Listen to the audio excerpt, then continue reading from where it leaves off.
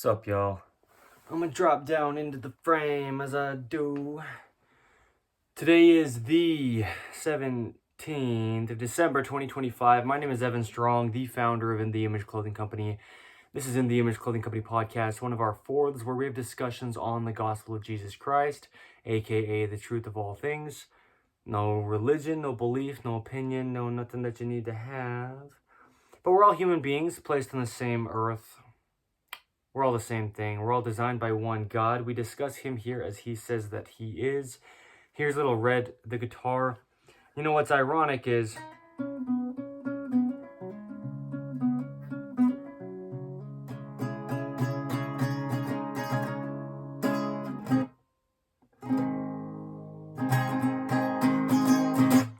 did a freestyle a few weeks ago, and it went something like, Interessante, my name is Dante. What's up with this? It's an oven mitt. It's getting hotter in this kitchen, so just...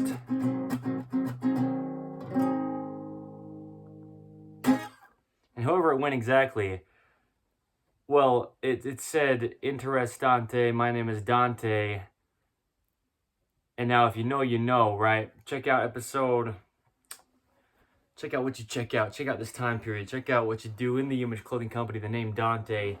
You know if you know, and you'll probably know throughout this as well. So let's get into this, okay?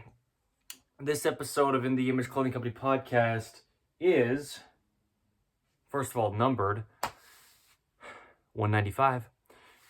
The title is Contemplate Death. And I mean it.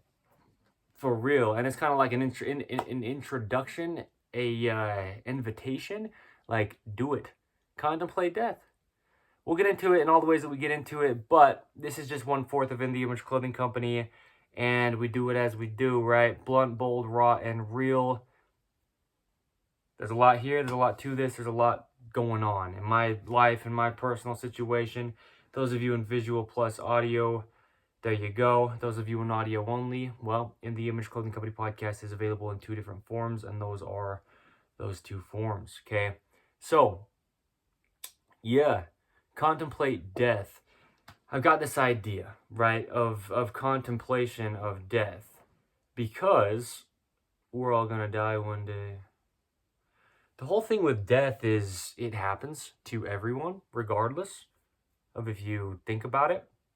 If you don't want to die, if you think you're gonna live forever, if you're hoping and pleading that you might, whatever, if ever, however, and whenever it happens, you're gonna die, okay? And this is a hard thing for some people. So if this is a hard thing for you to hear, well, there you go. Blunt, bold, raw, real, In the Image Clothing Company. We got to do all that we can to be able to accept everything that happens in our life, because everything happens in our life. This is what I mean by there's only truth to life, you know. We can't have any opinions on anything unless there's first something there to have an opinion on. That's what I'm saying by, the truth of all things is really what the gospel of Jesus Christ is, meaning the good news of God. We know who God is. We know where we came from, why we're here, and where we're going after this life by reading the Word of God, right? We've got scriptures, the Book of Mormon, the Holy Bible. We've got Doctrine and Covenants, Pearl of Great Price. Within our quad scriptures in the Church of Jesus Christ of Latter-day Saints, I'm a member of the Church of Jesus Christ of Latter-day Saints as the founder of In the Image Clothing Company, and that's what we're geared around. Designed in the image of God. There's the first 3 of our 5-word company name, really our 1-word company name. There's just no spaces between all 5 of the words there. Okay, and everything comes down to our 5-word name. As In the Image Clothing Company, that's how you find us and all that we are and all that we do. Come here, Dante. That's what I mean. Interessante, my name is Dante. What's up with this? You know if you know, episode 194 of In the Image Clothing Company Podcast. Intentionality, all right? We're doing what we're doing here, okay? So, yikes. Call it self-incrimination. I get it. Contemplate death. Let's talk about this, okay? Because, there you go. Okay, for those of you in visual plus audio of In the Image Clothing Company Podcast, episode 195. Documentation. Date marked. Time stamped. Truth. It is what it is. And boy, is it big. What's going on here is big. Okay, so I'm in this for life. As the founder of In the Image Clothing Company, we talk about a lot of big things. We talk about really deep things. I'm a member of the Church of Jesus Christ of Latter-day Saints, baptized the second time around. Okay, the second time around is the title of the episode of In the Image Clothing Company podcast, where I discussed how I got rebaptized after voluntarily removing my records from the Church of Jesus Christ of Latter-day Saints for about 13 months. And then voluntarily getting rebaptized after, thinking I needed to be elsewhere. And then once I was elsewhere, I realized that I was always where I needed to be because I was born into the Church of Jesus Christ of Latter-day Saints. And it is the truth. It is God's church restored on the earth today. Don't believe me, Evan Strong, with anything I ever say, or in the role of me being the founder of In the Image Clothing Company. I'm in this for life. Don't believe in the Image Clothing Company with any of our information or in the Image Clothing Company's team. Just meaning truth is truth. It's apart from all of us. We don't get to decide. We don't get to have any kind of opinion on it to change what it is. And there you go. Okay? Because this is the big thing with Contemplate death, is we have to. Oh, you don't have to. But what you have to do is die sometime in this life. And that's the thing with death, is some people, man, talk about opposition in all things, right?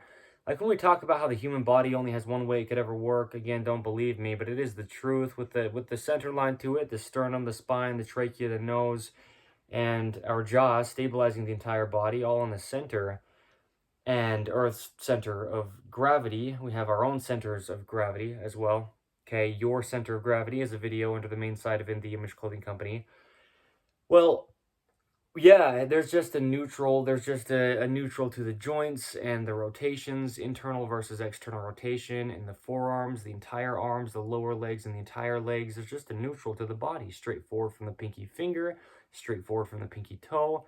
Those are our neutrals for the hands and the feet, to the forearm and the lower leg. There's just one way. There's only one way the bones connect. There's only one thing that muscles do. Quote, the human body only pulls, unquote. A video under the main site of In the Image Clothing Company as well. Yeah, so we allow the human body to work. We do it through clothing. Anything that clothes the human being is clothing the human being with something. Glasses, jewelry even, right? Not just what we think of as traditional clothing, like pants and tops, shoes as well. We talk about everything that we talk about, okay? I'm not going to get into talking so much about that right now. If we discuss the other three sides of In the Image Clothing Company from In the Image Clothing Company podcast throughout this episode of In the Image Clothing Company podcast, then there you go. But I really want to talk about this right now, contemplating death. A lot of people really fear death. But this is what I'm saying. There's only one way that certain things are. There is truth to life, universal to all humans, because we didn't decide life. It just kind of happened upon us, I mean, you got born and you didn't really just decide to, in the way that you didn't really decide to. Do you see what I mean? Because what I'm saying is, where did we come from? Well, I'm not even going to say that so much right now either, because death happens and we discuss it. I witnessed my grandpa die. My grandpa, my dad's dad, he was in a recovery, not a recovery center, but like an old folks home kind of thing. He was in a place where, yeah, he was in a care center. And it was actually Christmas Day. My grandpa died, and he was laying in the bed in this room that he had in the care center. And I was in a chair, in a reclining chair in the same room. My aunt was there. My dad was there. When my grandpa took his last breath, I was right there. And when it happened, I was just like, all right, there he goes. I've been trying to think about when my grandma died, because I might have been there as well. I know that I was like in and out of the hospital a lot with her while she was, right at the end of her life. But we can understand what death is, man. And we can accept it because you can't avoid it. And if you don't accept it, you're going to be trying to avoid it, and you're going to be feeling pretty darn miserable pretty well always, leading up to the time that you're no longer alive. And then it happens regardless. Episode 194, the last one of In the Image Clothing Company podcast from this one, which was last night, okay, when I filmed that. It is titled, Afraid. That's not exactly what it's titled. It's titled, You're Afraid of Being Afraid. And it's how there's, I talked about how there's two steps to things a lot of the time. We're not actually fearing something happening. If we're fearing something, we're usually fearing after something happens, are we going to be able to deal with it? And how's that going to go? As one of the ways of discussing it, there's a lot of times two steps to what we're actually afraid of, and we don't really realize what it is. We're not usually actually fearing the thing. We're fearing something coming after the thing, not knowing what that's going to be, or not knowing how we're going to react or accept or understand what it is after. And a lot of it's just hypotheticals of things that don't actually happen. The fear we have isn't usually of the actual thing. Okay. Contemplate death. A lot of people are scared to die, but it's understandable. That's the big thing. If you don't know what life is, if you don't know why we die, well, if you don't know why we're here, then yeah, you're not gonna... Come here, boy. Come here, boy. Come here. Come on. You're not gonna know how to deal with death if you don't even know why you're here to begin with in the first place. If you don't know what life is, if you don't know that there's a God out there, then death could be very, very scary. The whole thing is, right, there's episodes of In the Image Clothing Company podcast titled things like, you don't need to believe in God. The point is, if you don't believe in God, that's fine. He's still there. You came from somewhere, and nobody seems to be getting down to the bottom of the answer of actually where we came from, if they're trying to fully understand it. Okay. But that's the thing, is God is all-knowing and almighty, and we are not. And so the big thing really is, put yourself aside. If we want to know the truth of life, we're required to be humbled.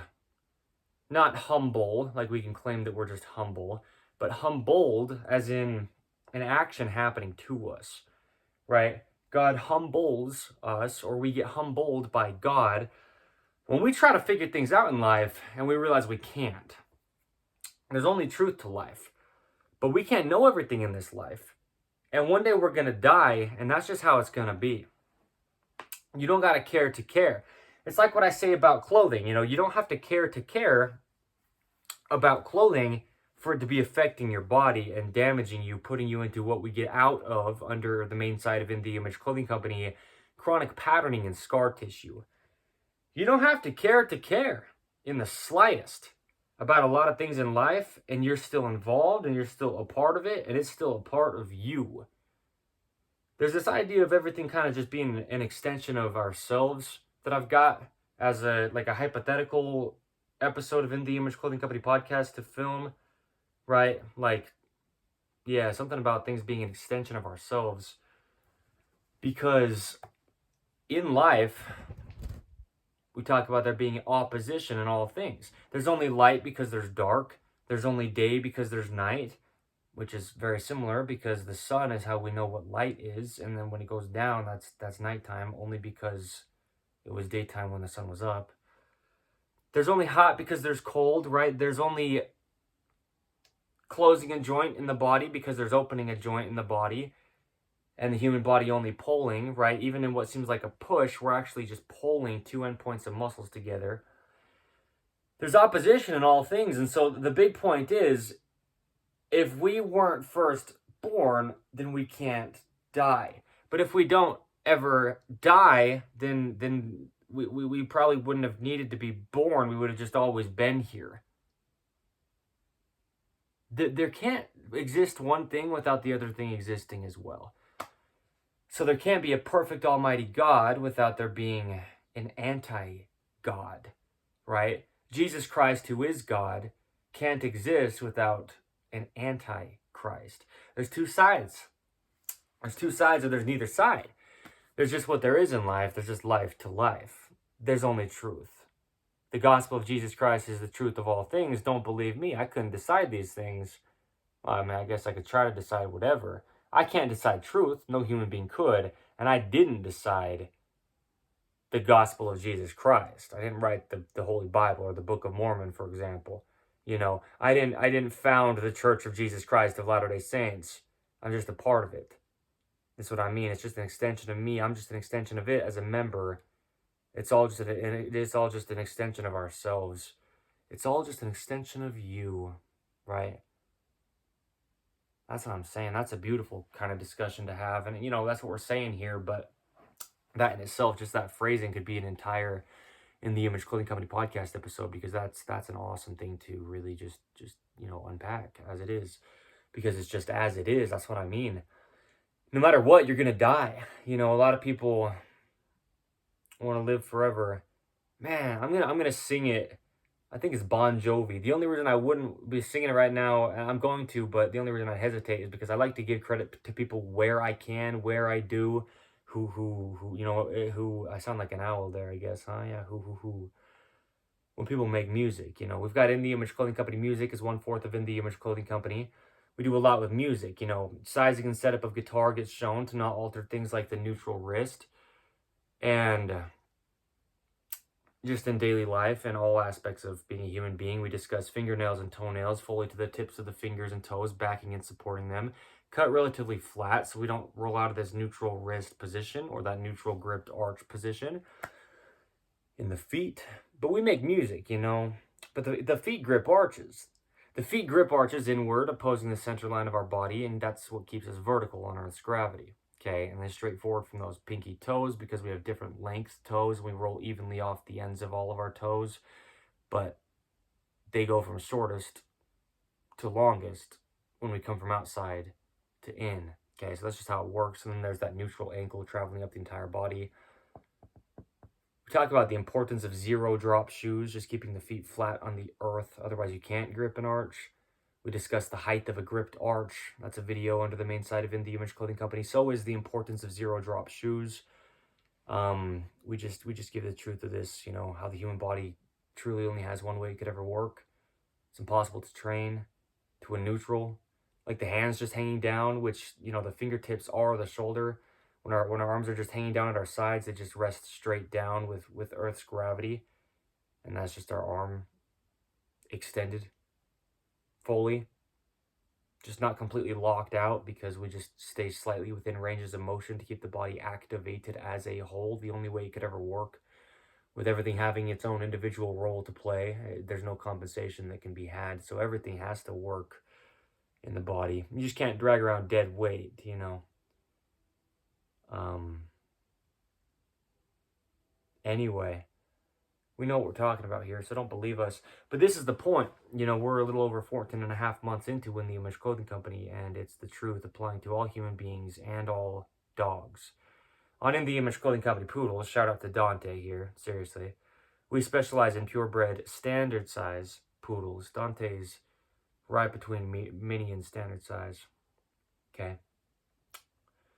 We give information on letting dogs stay natural that applies to all dogs and really most all animals across the earth. Okay. Anyway, I'll discuss more of what I do of the other three sides besides this one of In the Image Clothing Company throughout this if I do. But there you go. We just have opposition in all things. You know, I don't know exactly where I was with that. I guess that's just about where I was with that. Because the point is, you know, if you didn't die, you wouldn't have to be born. Oh, I was going to sing Bon Jovi. Let's say it's Bon Jovi. If it's not, shout out to whoever sang the song, right? But it's like, do you really want... Oh, shoot. How does it go? Do you really want to live forever, forever, forever young? And then it goes higher, and I'm a bass. Forever young. I want to be forever young. Dante loves singing and music for real. I don't know how it goes exactly, you know, I don't know I don't know. But it goes something like that. The point is, there's this idea of living forever, and a lot of people think they want to live forever, and you don't. But that's the point. The only reason you want to live forever is because it's the opposite of dying. And there's opposition in all things, and so, I mean, it's like, you can't have happiness unless you have sadness. You can't feel joy unless you feel misery, or whatever the exact opposites are of those things. Happiness and sadness, that would probably be exact opposites as far as emotions go. We talk about emotions, the physicality of emotion, emotionally stunted. Those are a couple episode titles of In the Image Clothing Company podcast. It is what it is, though, that you have to have opposition to things or neither one would exist. You'd never know what it's like to be happy and have a good time if you didn't have times when you were sad. You would never know what it was like to have actual, true, lasting joy, if you didn't have misery at times in your life. Because we have an experience that we're really excited about, and we're only able to be excited about it really because it's opposing those times when it felt like there was no excitement in life and like nothing would ever happen. So something happens like, oh yeah, finally something's happening. I'm so excited for it because it seems like nothing has happened for so long. But if life didn't have the opposites, then neither one could exist. And if we weren't first born, we couldn't die. But if we weren't going to die, then we probably never would have had to be born. We would have just existed somehow, and just been what we were.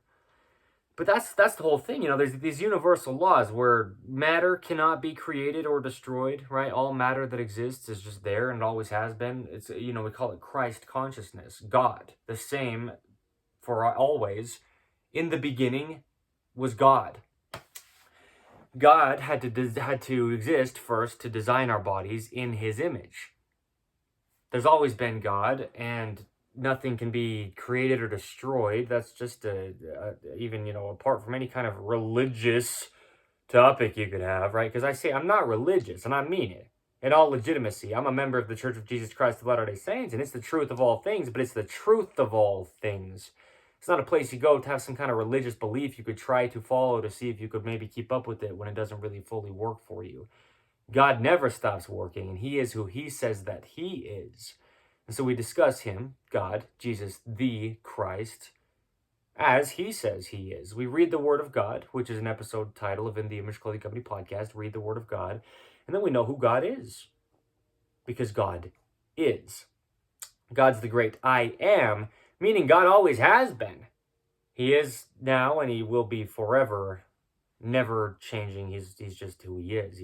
He's who he says that he is. We have no kind of opinion on who he is. That's why there's that episode title of In the Image Clothing Company podcast that is Jesus Christ is God. Because how else are we going to know who God is unless we have a name to put to him? So he gave us an understanding of himself through the Holy Trinity. Okay. He's just God. There's just one God, but he's the Father, the Son, and the Holy Spirit, so we can understand him. He's been the same since always. He dwells within all things. Okay, the point is, do you really want to live forever? And if you do, it's probably just because you don't understand what life is. But if you did live forever, you would never have a desire to want to live forever. You'd just be doing it. But then there'd be no joy that could come from the idea of potentially living forever because you'd just be doing it. It wouldn't matter if you thought about it or not. You'd just be what you were always. But guess what? That's the truth. Because God is. Like I'm saying, the same yesterday, today, and forever. No kind of opinion, belief, or nothing. It's a universal fact. Like undisputed, measurable, or whatever, however you want to get down to it with some kind of science. I don't believe in anything, so science doesn't even matter. But matter can't be created or destroyed, and that's something we can prove in some kind of way, apparently. But it doesn't even matter, because if you could prove it or not, truth is still truth, even if we didn't know anything. Everything that's there is still there. See what I mean? So you got to contemplate death, because there's no religion, no belief, no philosophy to life. There's only truth. Because even if you have no belief, no religion, or no philosophy you follow, you're still alive.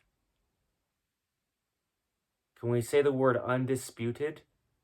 And then can we couple that with, that's how we can discuss Jesus Christ, who is God? Because when we read the Word of God and learn who Jesus Christ is, because he says that he is that, and it lines up and works, then it just lines up and works. Don't believe me? Try it. Taste and see that the Lord is good. I mean, that's a scripture, you know, in the Holy Bible. It just is what it is. I mean, you couldn't possibly believe in something and have it change what it is. I got this shoe here, and I could say, I could try to believe it is or isn't something or something else or whatever, and it's still just a shoe. Regardless, before my beliefs came upon it at all, it's already there, just sitting on this little guitar stool. Even if I didn't know it was there, it's still there. It's still true. It's tangible. It doesn't change, even if I have an opinion on it, wanting it to be something different. If I believe that I could make it be something different, it's not going to happen just by me sitting here like believing about it. You know, if I have some kind of philosophy on where did this shoe come from, well, it doesn't matter. The shoe only came from where the shoe came from. Truth is truth. It's real. It's tangible. It's now. God is eternal, almighty, and ever-present, and undisputed in all senses of the truth. I mean, there's only truth. Ever. So where'd you come from? Because if you don't know where you came from, you're probably not going to really be able to figure out all that well at all how you're going to die and be able to be okay with it. You got to be able to contemplate death. But if you're just sitting there contemplating death and you got no kind of parameters around it, then you can have all the beliefs on whatever you want and get all lost and stuff. Sure. So we have a perfect shepherd, right? When you are a lost person, well, God, Jesus Christ himself, is the perfect shepherd. And we're all his sheep. And he gathers his sheep. You know, he is our perfect shepherd. The way that a shepherd herds his sheep, right? Sheep herd, shepherd. He herds the sheep. Shepherds herd sheeps. Sheep? You know what I'm doing right now? I'm discussing God. This is the truth. Don't believe me. I'm not saying I'm saying it perfect, but I'm saying what I'm saying, so don't hear what you heard if you heard it wrong. Hear what I'm saying, not what you're hearing, because I'm only saying the words I am. I'm serving the great I am. This is God. The point is, I'm a lyricist. We do a lot of lyricism, rhythm and poetry, spoken word, singing, guitar playing on In The Image Clothing Company music, okay? One of the fourths of In The Image Clothing Company. So God's there, and he always has been. You don't have to believe in him for him to exist. He's in all the forms because he's almighty, but he's three forms because he gives us an understanding of who he is. He's only one God because he never began and he will never cease, and so he's everything at the same time. Doesn't this sound like it just kind of makes sense? Even if we don't fully understand how it can make sense. That's what I mean. You got to be able to contemplate death, but you got to do it with some kind of parameters around it, or else you could think up whatever you want to think up and be so wrong about it when it's only what it is. I mean, people are born and die not only every day, but many, many, many times an hour every day. I mean, many times every 5 minutes every day, people across the earth are dying and being born. I mean, it is what it is, dude. I mean, don't get all technical with the statistics, but it's probably even more often than that. We've got about 7 billion, give or take, human beings on the earth right now, as of today's date, as far as I've been told. I didn't go out and count them, though, so I can't tell you for sure. But it's probably just about every minute, at least, somebody's being born and somebody's dying on both ends. So what is it? Where are they going? Where are they coming from? Why is it happening? Why are we all just on this rock? And where do they just pop out from? Holy cow, 9 months ago, you didn't exist at all, and now you're born as a human being. Hi, Dante. Good boy. Let's say it like this, though, in all seriousness. You die. Where do you go? You just got here. Well, in the grand scheme of things, at least, you live, 1 year. Some people only live about 1 year and they die. Some people live 100 years plus and then they die. Some people make it like not even a few minutes after they're born. So where do you go? There you go. releasing the ear cartilage or the jaw, the TMJ area, okay? Getting out of chronic patterning and scar tissue under the main site of In The Image Clothing Company. I've discussed this. There's context under other episodes before this one in chronological order, okay? In the order of numbered episodes, but also in the order of time that God is in charge of, okay?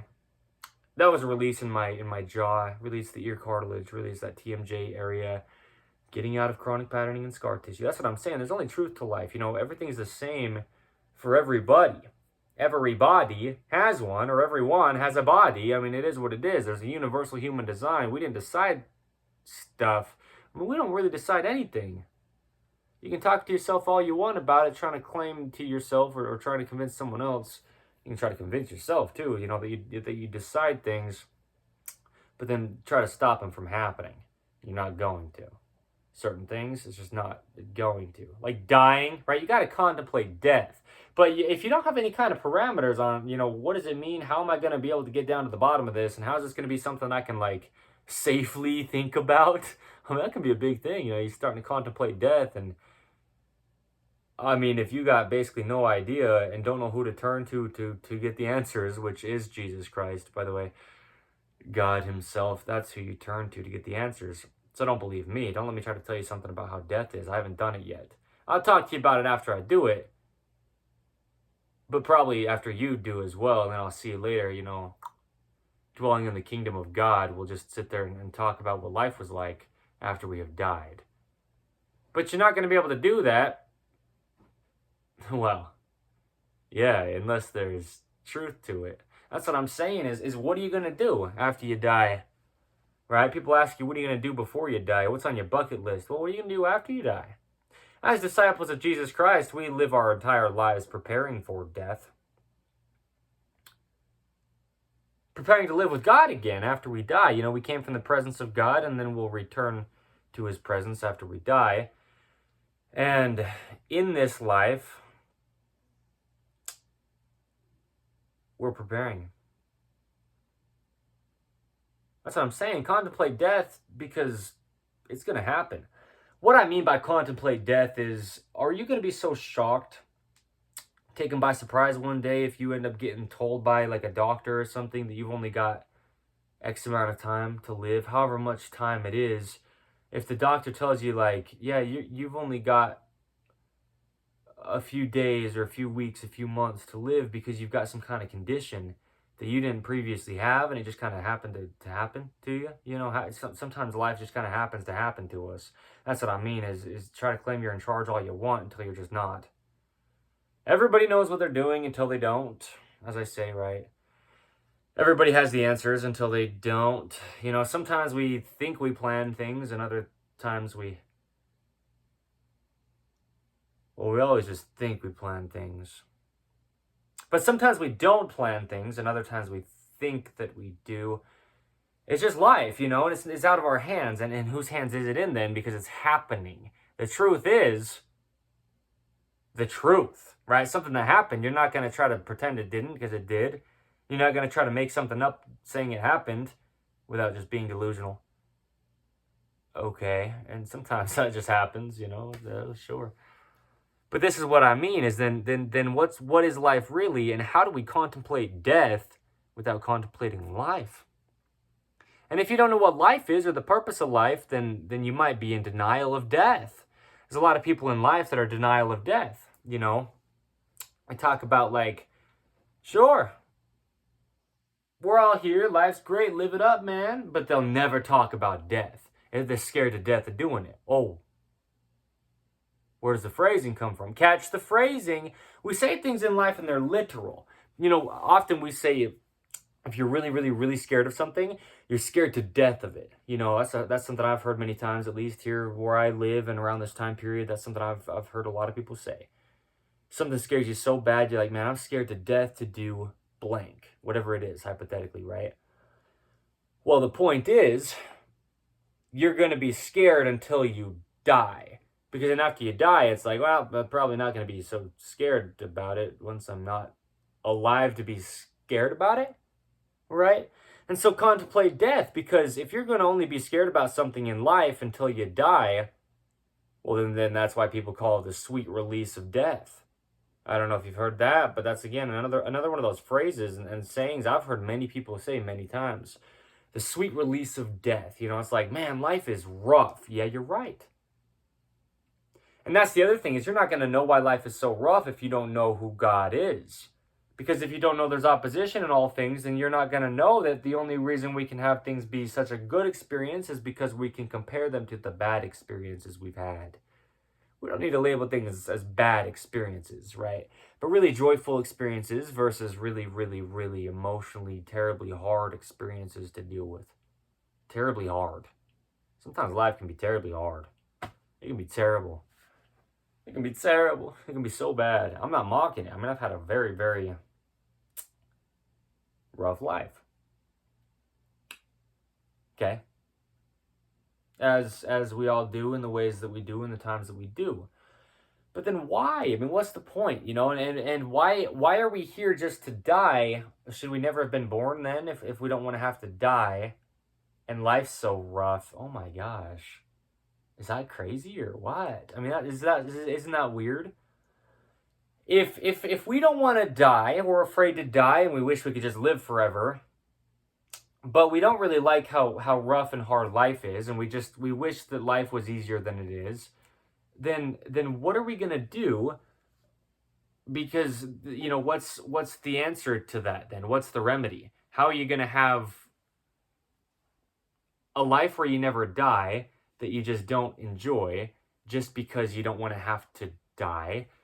But on either end, why then does it really even matter to be afraid of death?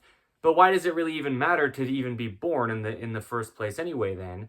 Because if we're just being born into a life that's hard, only to then suffer through it and die, well, if you don't contemplate death and you don't understand why either end happens, why were you born anyway? What is life and why are you going to just die?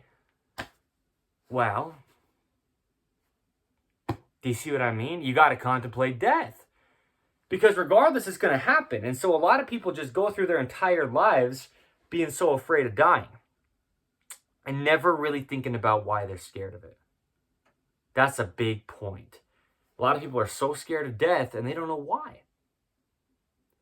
Isn't it a sweet release?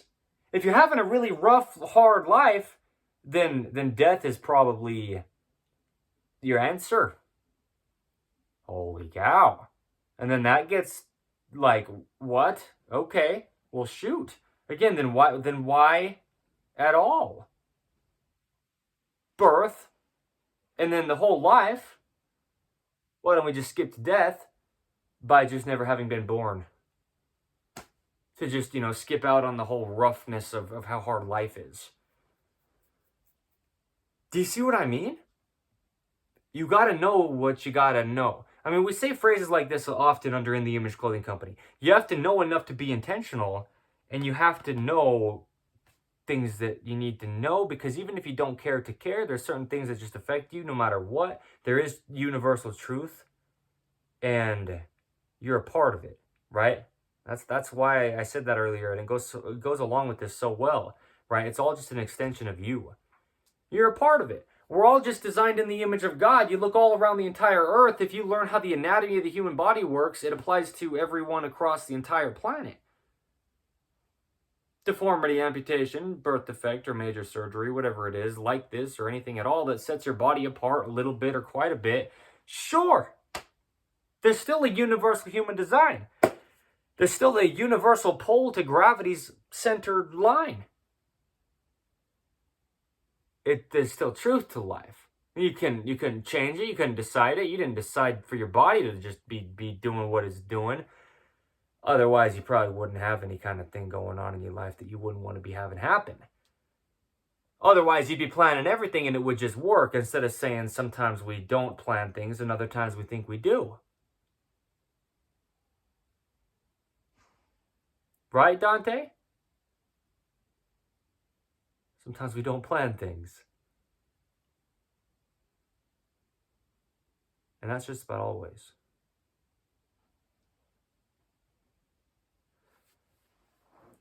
You're probably not going to plan to die, okay? You're probably not going to be planning to die. Like, yeah, I'll just go so peacefully one time, and I'll be in charge of when it'll happen and how it'll happen without me having it happen. I'll just make sure it's a good thing. I don't know. I'll just have some good positive vibes and believe in something to where, I'll just die so peacefully, and after I've fulfilled my bucket list of all the things I want to do in life, but your bucket just keeps getting bigger because there's more and more things always that you could choose to do in life. And so that's what I mean, is how are you going to know? Come here, boy. Hey, interessante. It's interesting though, isn't it? The truth is truth. Life is just what it is. How are you going to know? How are you going to know anything if you don't know anything? That's what I'm saying. Often under In The Image Clothing Company, we say phrases like, you got to know enough to be intentional. We live an intentional life. We don't live a life where we're just perfect. We don't live a life, certainly not, where we don't make mistakes. Dante, come here, boy. Dante. Come here. Come here. Come here. We don't live a life where life goes exactly how we want it. And so, we got to know enough to be intentional. Because if you don't know what you need to know for things to be done intentionally, then how are you going to be able to do anything? The thing is, he's probably wondering why I'm just like talking so loud when there's nobody else in the room and I'm not addressing him. That's what's funny about this. I get it, buddy. I get it. You're a good boy, though. Good boy. But I'm fostering him, right? That's what I mean. Check out episode 194 of In the Image Clothing Company podcast. It is what it is. The situation's what the situation is, okay? And it is what it is. There you go, okay? And there you go. You're a good boy, Dante. Good boy. So, what we've got, from the animal shelter, by the way. Fostering, beautiful boy here. We think he's purebred, but we don't know for sure. He came in as a stray to the animal shelter, okay? South Utah Valley Animal Shelter. So, the point is, with life is, we just got to be intentional about things, We don't know what we don't know, and we can't be held accountable for what we don't know, but you got to know enough of everything that you could possibly find out and understand that you need to know. There's certain things we need to know in life. Like I'm saying, there's just truth to life, and so if you don't know it, then, well, it doesn't change that it's still true. If you just don't know people die, and one day you die, how does that work? That's what I mean. No belief or opinion or religion is going to change the fact that you're going to just die when you're going to die. Unless God comes the second time before you die, personally. And then it's like, what does that even mean? What did he just say? Well, the Church of Jesus Christ of Latter-day Saints is the truth of all things. Don't believe me. I don't believe in anything. Truly. Okay? So, up. You want to get up? Up. Anyway, I don't believe in anything because you don't have to for everything to still be exactly what it is. You can try to believe all you want that something is or isn't or should or shouldn't be something, and regardless, it is what it is. You can't change it. You can't make life be something that it isn't. You can't... I say it, the song from Frozen, man, you can't change the past. It's like, from the movie, the Disney movie Frozen, and it's like, I'm gonna sing it. Let it go, can't hold it back anymore. How does it go? Because she says, the past is in the past, let it go.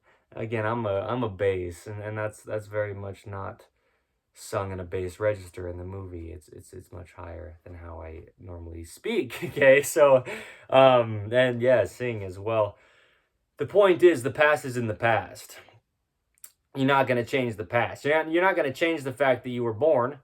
Are you going to change let's say it like this. And how can we say it's a fact that you're going to die if you haven't done it yet? See what I mean? How are you going to change that? How's it going to be what it's going to be or what it's not going to be? And what is it going to be and why? And people just die. Maybe you've experienced people in your life who have died. Maybe just one person, maybe quite a few. Maybe you're somebody who deals with death a lot. You're like a doctor or a nurse or somebody that takes care of people in any kind of way like that. And you've just seen death quite a bit. Because that's the thing, is a lot of people like that, they see death sometimes weekly, sometimes daily. Like doctors, okay? Sometimes multiple deaths a day is what doctors and people like this are experiencing. What's happening there? Because there's a lot of people that can just deal with death so easily without being like emotionally desensitized to where they're like in a bad state of being. Because we can be in a bad state of being sometimes like that, where we do certain things that are just really not great, right? Going against God and his plan, his commandments, his will, whatever we want to say of explaining that, his parameters of how to live. And we can do things opposing God and against God so much and so often to the point that we get desensitized to it. Meaning, something that's really not a good thing, like universally, it's pretty bad without like a bad labeling to that being bad, right? Just meaning opposing God. A lot of times we're sensitive to things like that if we're fairly good people serving God, God-fearing, God-loving, which is the same thing, actually. You have to have love for God to fear him, the healthy kind of fear, just meaning respectfully, the way that you would fear like a dangerous animal. It's like this healthy fear. It's more like synonymous with the word respect than fear being synonymous with the word being afraid. We discussed a lot of this in episode 194 of In the Image Clothing Company podcast. The fear of God, how it's a very healthy thing. But if you don't know who God is, then you can't have that healthy fear of God. Not really, not with an understanding of what that means or is. I mean, it can kind of just naturally be inside of you because we all came from somewhere and we're all the same, even if you're kind of, discriminant and you're just, very, you don't like certain people that are different than you. Okay, well, there you go. But how different than you are they really? We've got a universal skeletal system. There's only one way the human body could ever work. Black, white, bond, and free, male, female, any race, religion, color, creed, kindred, tongue, and people from any nation or continent and country and something else and whatever else we could label as someone being different than me. Is he or she? Or are we all just about the same because we're all human beings? I say it like this: where clothing sits for everybody, right? Man, woman, tall, short, skinny, fat, any age, any part of the earth, any time period to ever be, you're just a human being. We're all just being a human in this life, designed by God. This is what I'm saying is there's universal truth to life, and universally we all die. But you can sit there and contemplate death all you want and get yourself scared out of your wits. All of a sudden you're terrified. And I'm yelling, and I think Dante is a little bit like, what's going on? You're good. It's okay, boy. You see the boy? Afrojack? Afrojack's like a musician. A musician. I think he's like a producer or something. Anyway, I just mean it because Dante's got an afro. As poodles tend to have, right? Sometimes it's that poodle top of the head poodle cut thing, I call it poodle posture. We just talk about the body working well and standing with good posture, quote unquote. There's no such thing as posture. The ankles bend backwards, the knees bend forward, the hips bend backward, the lower back bends forward, the mid back bends backward, and the upper back, which is the neck, bends forward. We just have to stay slightly activated, opposing the activation of muscles operation from the bottom to top on Earth's gravity with gravity's centered pole to stay vertical. There's only one way the human body could ever work, so we're just slightly bent into ranges of motion, contracting on both sides just to stabilize And there you go, right? The body's a lot about stabilization. It's a lot about dealing with gravity. There's not an episode necessarily, but well, yes, we'll talk about that as well. There's a video though on the main site of In the Image Clothing Company titled "Keeping Our Bodies Over Earth's Gravity." There's a video under the main site of In the Image Clothing Company titled "Your Center of Gravity." Okay, individualistic, right? Our own bodies, and within our bodies, we have to stay evenly contracted with the musculature opposing the center line. Feet gripping arches evenly, opposing the center, keeping us vertical from our foundation. Musculature connecting from the outside of the body into the center at the sternum, in the front of the body, in the center of the rib cage. That's even on both sides to keep us evenly contracted over Earth's center of gravity, over our own centers of gravity. From the outside of the body into the spine, in the center and the rear, musculature contracts on both sides because the human body only pulls, and so it pulls together to the centered line. Why was I saying that besides just giving context?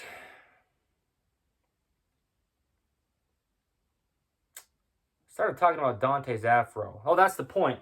Is, there's a lot of different kind of poodle cuts. There's a lot of different kind of haircuts for a poodle because you cut poodle's hair. By the way, Dante did not look like this 2 days ago when I brought him here to foster him from the shelter. Check out episode 194 of In the Image Clothing Company podcast. Okay, there's your context for how Dante is here and why. Okay. I trimmed his hair up a lot today. I bathed him today. He got a bath the day that I brought him home 2 days ago before I brought him home. But he looks so much better now. His hair's out of his eyes. I cut a lot of hair off his penis so he's not getting so covered in urine. Cut a lot of hair out of his feet.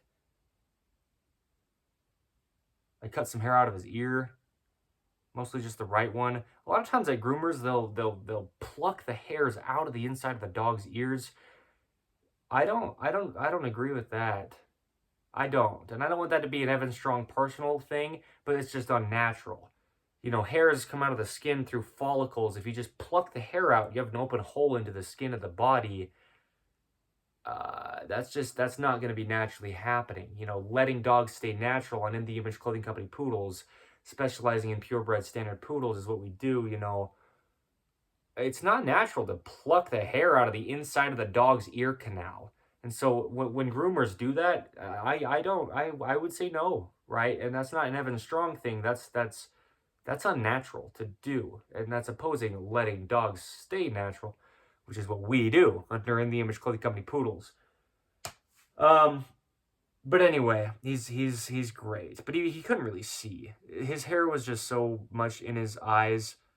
There's a couple of videos under the main site of In the Image Clothing Company that I filmed in the past couple of days with Dante. I filmed a video today titled "Internal Rotation from the Shoulder to the Foot" in Spanish Fork Canyon here in Utah County, right? We live up Utah as In the Image Clothing Company, doing a lot under the gift of video is how we always do what we do, and that's a lot of what we always are and will be, is just the gift of video. In addition to products, right? Human being clothing, staying centered, fitting correct, where we discuss clothing sits, and all the ways that we can, being made from 100% natural materials. That's how we allow the human body to work. And then the same intent behind dog products, collars, leashes, harnesses, things that apply to all dogs. We discuss keeping collars centered as one of the biggest things we do as human beings. A lot of free modifications in both clothing for human beings and dogs, and then just modifying our approach to life, how we sit, how we stand and eat, right? Eating very intentionally because the jaw is stabilizing the entire body. We put so much focus on the jaw. You have to. The jaw is eating, speaking, breathing, and stabilization for the entire body. Those four things at least are functions and roles the jaw plays for the entire human being and for the dogs as well. So, this is a big point. Eating at head height for dogs is what we will always advocate for doing under In the Image Clothing Company poodles. A lot of what we do is just advocate for being a good owner of dogs and how to, keeping less dogs in shelters and more dogs at homes by breeding properly before the dogs are even born, health testing, registering dogs and all the ways that we can have that be the case in our own situations, right? It's just that, again, it's about the intentionality, not being perfect just because we can't be perfect. And that's why we need God, because we die. And then we get resurrected through Jesus Christ. But feeding dogs at head height, right? Because then they're not eating upward, because dogs are horizontal on Earth's gravity and human beings are vertical on Earth's gravity as far as the spine goes. And so, dogs, if they're eating from a bowl of food on the ground, then they're having the food have to travel up first before it even gets into their body's actual digestive system. And naturally, if dogs were like ripping apart animal flesh, they'd be eating at basically head height, because they'd be using a lot of musculature in their neck and in their whole body, and all the way down to their feet, stabilizing, right? And the jaw is huge, okay? So they'd be ripping up and back like that, and then when they're actually eating, they'd be at head height, chewing and looking around, So it's very unnatural for us to feed our dogs just in a little bowl on the ground. Okay, because we train musculature in the jaw. The importance of even jaw musculature is a video under the main site of In The Image Clothing Company here. And yeah, things like eating and drinking with the left hand we discuss, or just meaning non-dominant, living in a right-handed world though. We have to oppose this right-handed patterning just to keep our body centered, because there is a center line to the body, there's a center line to Earth's gravity. Okay, there's just a center to everything. We have to stay centered by remembering how we're able to do what we are able to do as In The Image Clothing Company, and that's what In The Image Clothing Company podcast does for us here, because we discuss the truth of all things, aka the gospel of Jesus Christ. And let's say it on that end, right then.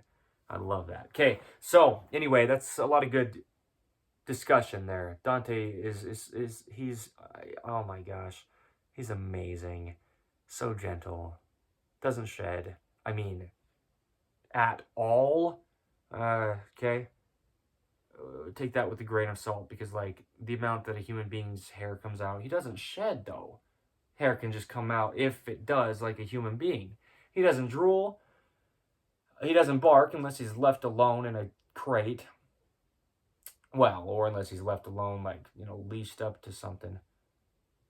Okay, just because he wants to be with you, he doesn't want to be alone. He's awesome. But who does that sound like? Most all human beings on the earth? Someone dies in your life, and then what? You don't want to be alone? Well, that's the point. You got to contemplate death for a lot of reasons. You have to contemplate it. It's what I'm saying. You don't have to care to contemplate death. It's going to happen. And if it doesn't happen to you before it happens to someone else you love, it's going to happen to someone you love before it happens to you.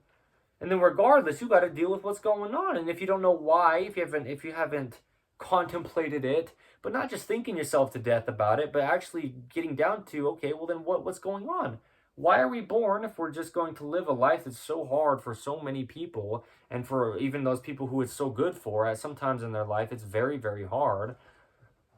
Well, then why are we born anyway? And then why do we die, and where do we go after, and what?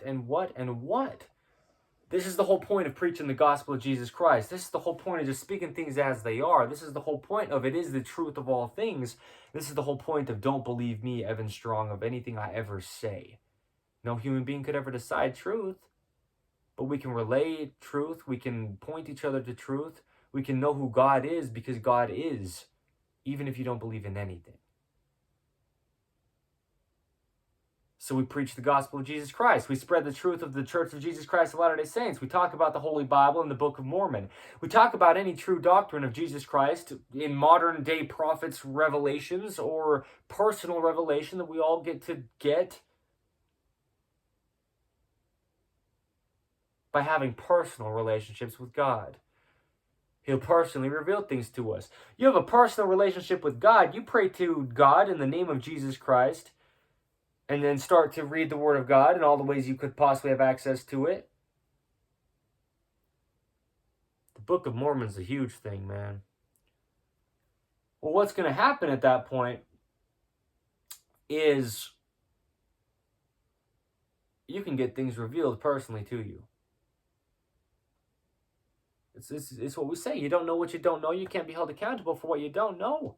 Y'all scared and terrified about death. You never learned about what's coming after it. Oh.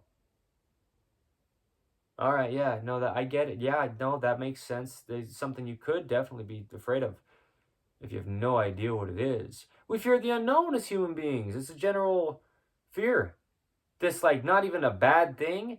I mean, God commands us more than anything to not fear. Again, that's a lot of what we discussed in episode 194 of In the Image Clothing Company podcast. You're afraid of being afraid, because that's what I mean, you know. If you don't know anything about death, you could fear it. So when I say contemplate death, when we've got episode 195 of In the Image Clothing Company podcast here, and that's the title of it, I don't mean to just contemplate death like, man, let me try to think my way out of this. I wonder if I could think hard enough on how to not die. I wonder if I could think about whatever. Any way you want to try to approach what it means to be contemplating or thinking about death. That's not what I mean. But what I mean is coupling it with the understanding of who Jesus Christ is. And is that just a man's name? Well, first off, no. Christ is a title. Christ means God. That's what I'm saying. Jesus Christ is God. Christ means intelligence. Christ means perfection. Christ means Messiah, which means Savior, or Redeemer, or Master, or King. God, right? Jesus Christ, or the Christ child that is Jesus. This is what I'm saying, right? It's just the titling. Christ for the man Jesus, who is God. God humbled himself and came to the earth as a man, right? To die for our sins. God so loved the world that he sent his only begotten Son to die, to save it, to be the advocate between us and an unknown God so that we can know God by having a name to associate with who God is, by having a perfect example, a perfect man who walks the earth just like all of us, but the one difference is that he's perfect. And that one difference comes with all that it means to be the Christ or Messiah. You can contemplate death if you've got some context on who Jesus Christ really is, because who he says that he is from the credible source. How are you going to know what a credible source is? You got all sorts of religions out there trying to preach to you this, that, and something else, and 14 other things. If you want to believe, you could try. But there's only one way. There's only one. I mean, it's God. It's like you could go ask everybody else who Evan Strong is, or you could just ask me who I am. And either way, I'm imperfect. But you can find out who I actually am. But I'm imperfect. That's what I'm saying, right? The difference is God is perfect. But who is God? Well, Jesus Christ is God. Jesus Christ is perfect. And so we can find out who Jesus Christ is. And then we can understand what life is. Because why did God, the creator of all things, send his only begotten perfect Son, Jesus Christ, to earth to die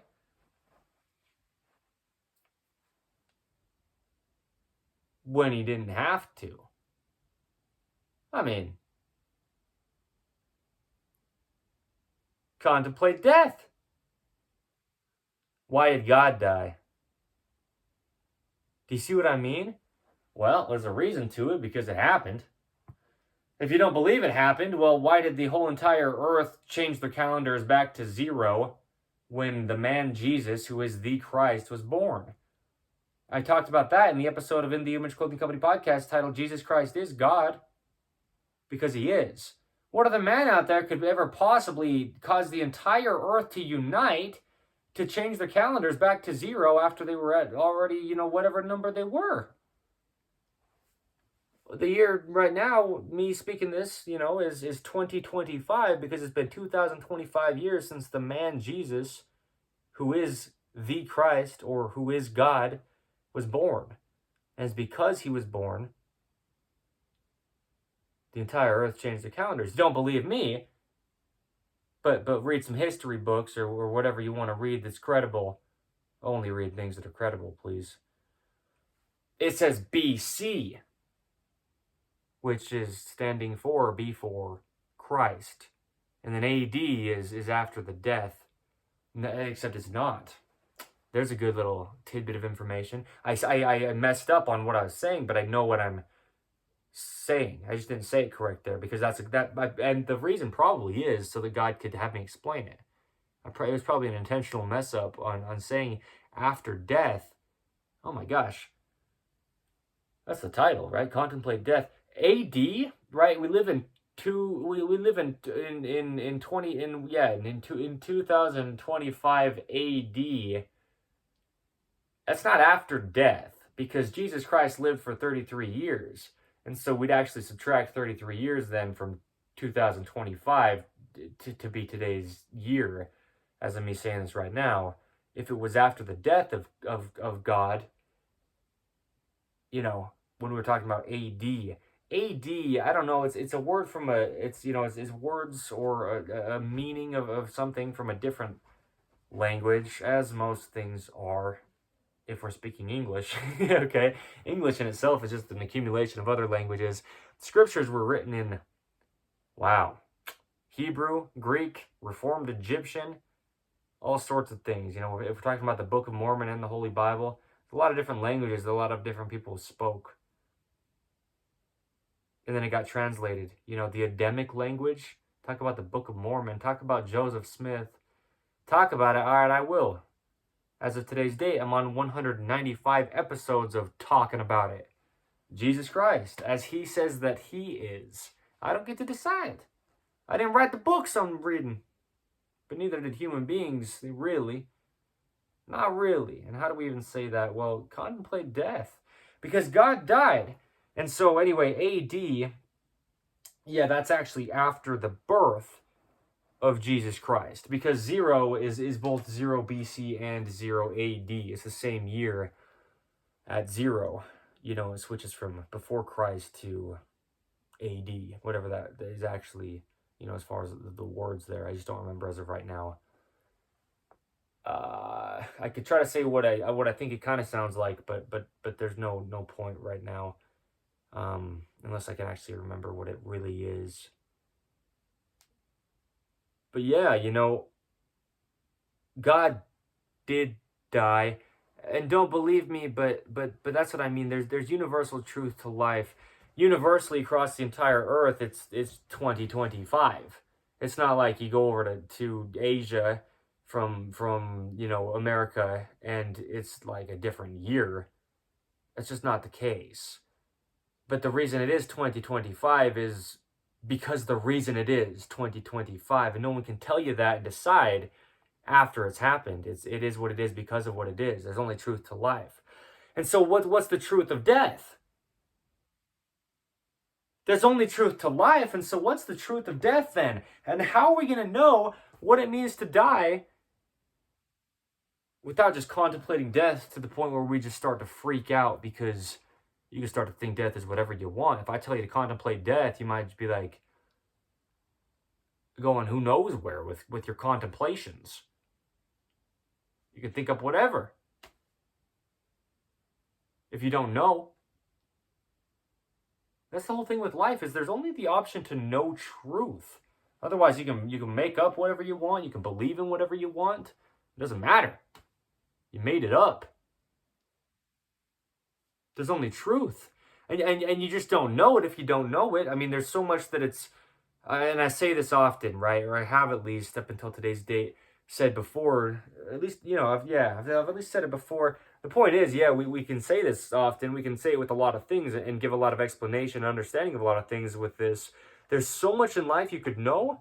You'll never know it all that there is to know in life, just because there's so much to it. But there's so much in life that it's beneficial to not know. If you can go without learning some pretty darn terrible things that are out there on this earth, right? In this world, as we say, right? There's a man-made world placed onto God's natural earth. That's a lot of what makes I'm joking up on stuff. Not in a bad way. It's just crazy. I just started choking. It was like in my throat, and it was in my nose, or wherever it was. It was two different places there. I started like choking. I don't choke like that. Not in that kind of way. It was like weird. It wasn't wrong though. That's what, sometimes I'll choke up if I need to be like course corrected by God as I pray through things. You don't have in all the ways that I can, myself being obedient to what God needs me to do. He'll guide our course if we're willing. It's always on our end though. He's perfect. He's just waiting for us. And you hear me start to stutter as it gets so real. Oh, I did it again right then. Oh my gosh. And then I'm a lyricist right after that, right? I did it again right then.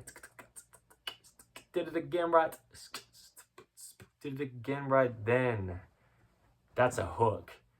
That's like oh, he loves it. That's what I was saying. I was beatboxing, and singing, and I read the guitar. Just in the past few days when Dante's been here, he loves it.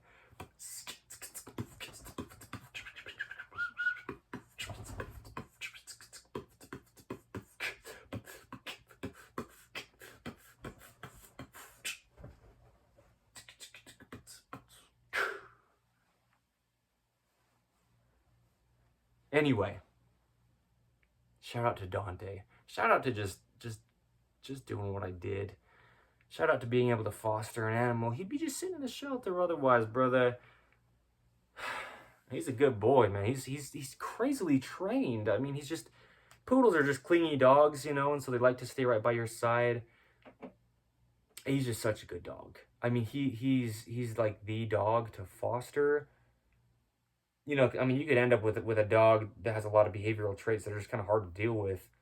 If you're gonna be fostering a dog, man, rather than just having your own dog, you're gonna deal with your own dog's traits. But if you're just fostering a dog for a while, and it's like, man, sometimes you could end up with a dog. It's like, I don't want to deal with all of what this dog is coming with. Without saying anything bad about the dog, a lot of dogs just have a lot of different behaviors, a lot of different temperaments, a lot of different ways of being. And some dogs are a lot to deal with, and a lot of people just wouldn't want to deal with a lot of things that come with a lot of dogs. But that's what I mean. We're so intentional about what we do under In the Image Clothing Company on all four sides. And the reason why we chose poodles as the specific breed to do what we do with dogs under In the Image Clothing Company poodles, well, there's just so many reasons that why poodles are the breed for what we do under In the Image Clothing Company. They just mesh with what we do so well. A lot of that is what I'm saying right now, which is the I was gonna say character. So there you go. Sure, the character of Dante here. He's just so gentle and sweet and light and he's amazing. He's amazing. I mean, you expect that. You can generally expect that with poodles, that they're just amazing. They're such a special and incredible dog breed, and he's one of them. Okay, I don't know if he's purebred for sure, but I think he. It's one of those things where it's like I almost don't even want to say that I only think he is. I'm pretty well certain he is. With him just coming in as a stray, unless they do some like genetic testing, it's you don't really know, but I mean, Dante. Okay, Dante. My name is Dante, and I yeah, it is what it is. His name is Dante. After I made that freestyle, I don't even speak Spanish, is the point. And I made that freestyle a few weeks ago. Before I ever met him. Okay, it is what it is. That's what I'm saying. Placed by God. No joke, no opinion to it if you really see the situation as it is. So what I'm really saying here is the situation as it is sometimes we find ourselves dying. It's only going to happen once in this life. But he just sneaks behind me there. That's funny. That's funny. That's funny for a lot of reasons. That's really funny. That's funny. That's funny. So much so that I'm gonna scoot back here for a minute because that's funny.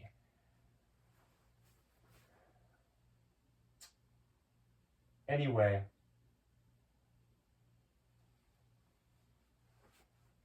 That's funny. That's funny. What I'm saying here is, you're going to die. And if you're not going to know at the time of death what that means, then what are you going to do about it? You know? That's funny. I'm going to sit back here. You're going to be able to hear me just fine. I'm going to sit back here. If we don't know what it means, I'm going to sit like this. To die. Because it happens, and it seems to just keep happening to everyone who gets born. Well, why? What does that mean? Why is it happening? Why are we getting born then if we're going to just die? It just doesn't really make sense. If you don't understand the truth of what's really going on, it's like, well, there's a good God, so they say, those Christians, at least those members of the Church of Jesus Christ of Latter-day Saints. They say God is good, but then he just has people be born to have a rough life and die. Yup, that's the truth. Meaning, I don't have to tell you anything for that to just be the truth. People have a rough life. And after they live their rough life, they just die. And where do they go? And why does it happen? Contemplate death. But contemplate it with some parameters of at least some kind of level of understanding of who Jesus Christ is. And that's why this is, can we say it like this? I mean, you can say whatever you want in life, but that's why this is okay, if you will, for me to tell people to contemplate death, because I'm coupling it with the truth of what life is. And don't believe me, but don't believe me. There you go. That's what I mean. The point is, in all truth, wow, and who's deciding? Well, God, because you didn't decide to be born, at least as far as you know, while you're in this life, right? Do you see what I mean? If you don't see what I mean, that's the point. Contemplate it. Contemplate death. But it needs to be coupled with some context on who Jesus Christ is, because then you have the answer. Well, you have all the answers. Jesus Christ, another name for him, right? Jesus Christ being God, another name for God, is the truth. The way, the truth, and the life is a scripture. When Jesus Christ says that about himself, that's who he is. Jesus Christ says, I am the way, the truth, and the life. Well, if Jesus Christ is the life, then why do we die? But if Jesus Christ is God, then why did he die? If God is almighty and eternal and without beginning or end. This is what I mean. Let's hear this correct, because this is what I'm saying, is we can safely contemplate death with being given, coupled with it, some context on who Jesus Christ is, because Jesus Christ is life. We were given life by Jesus Christ.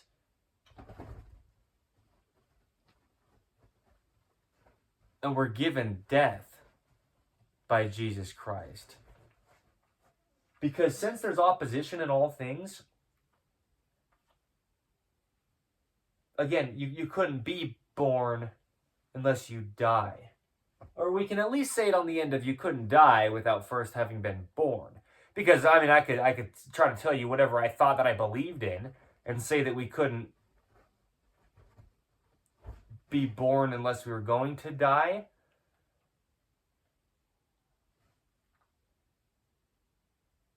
Can we think about that?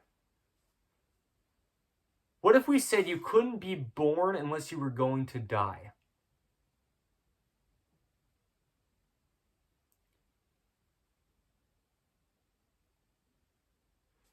There's an episode of In the Image Clothing Company podcast titled, If You Didn't Exist.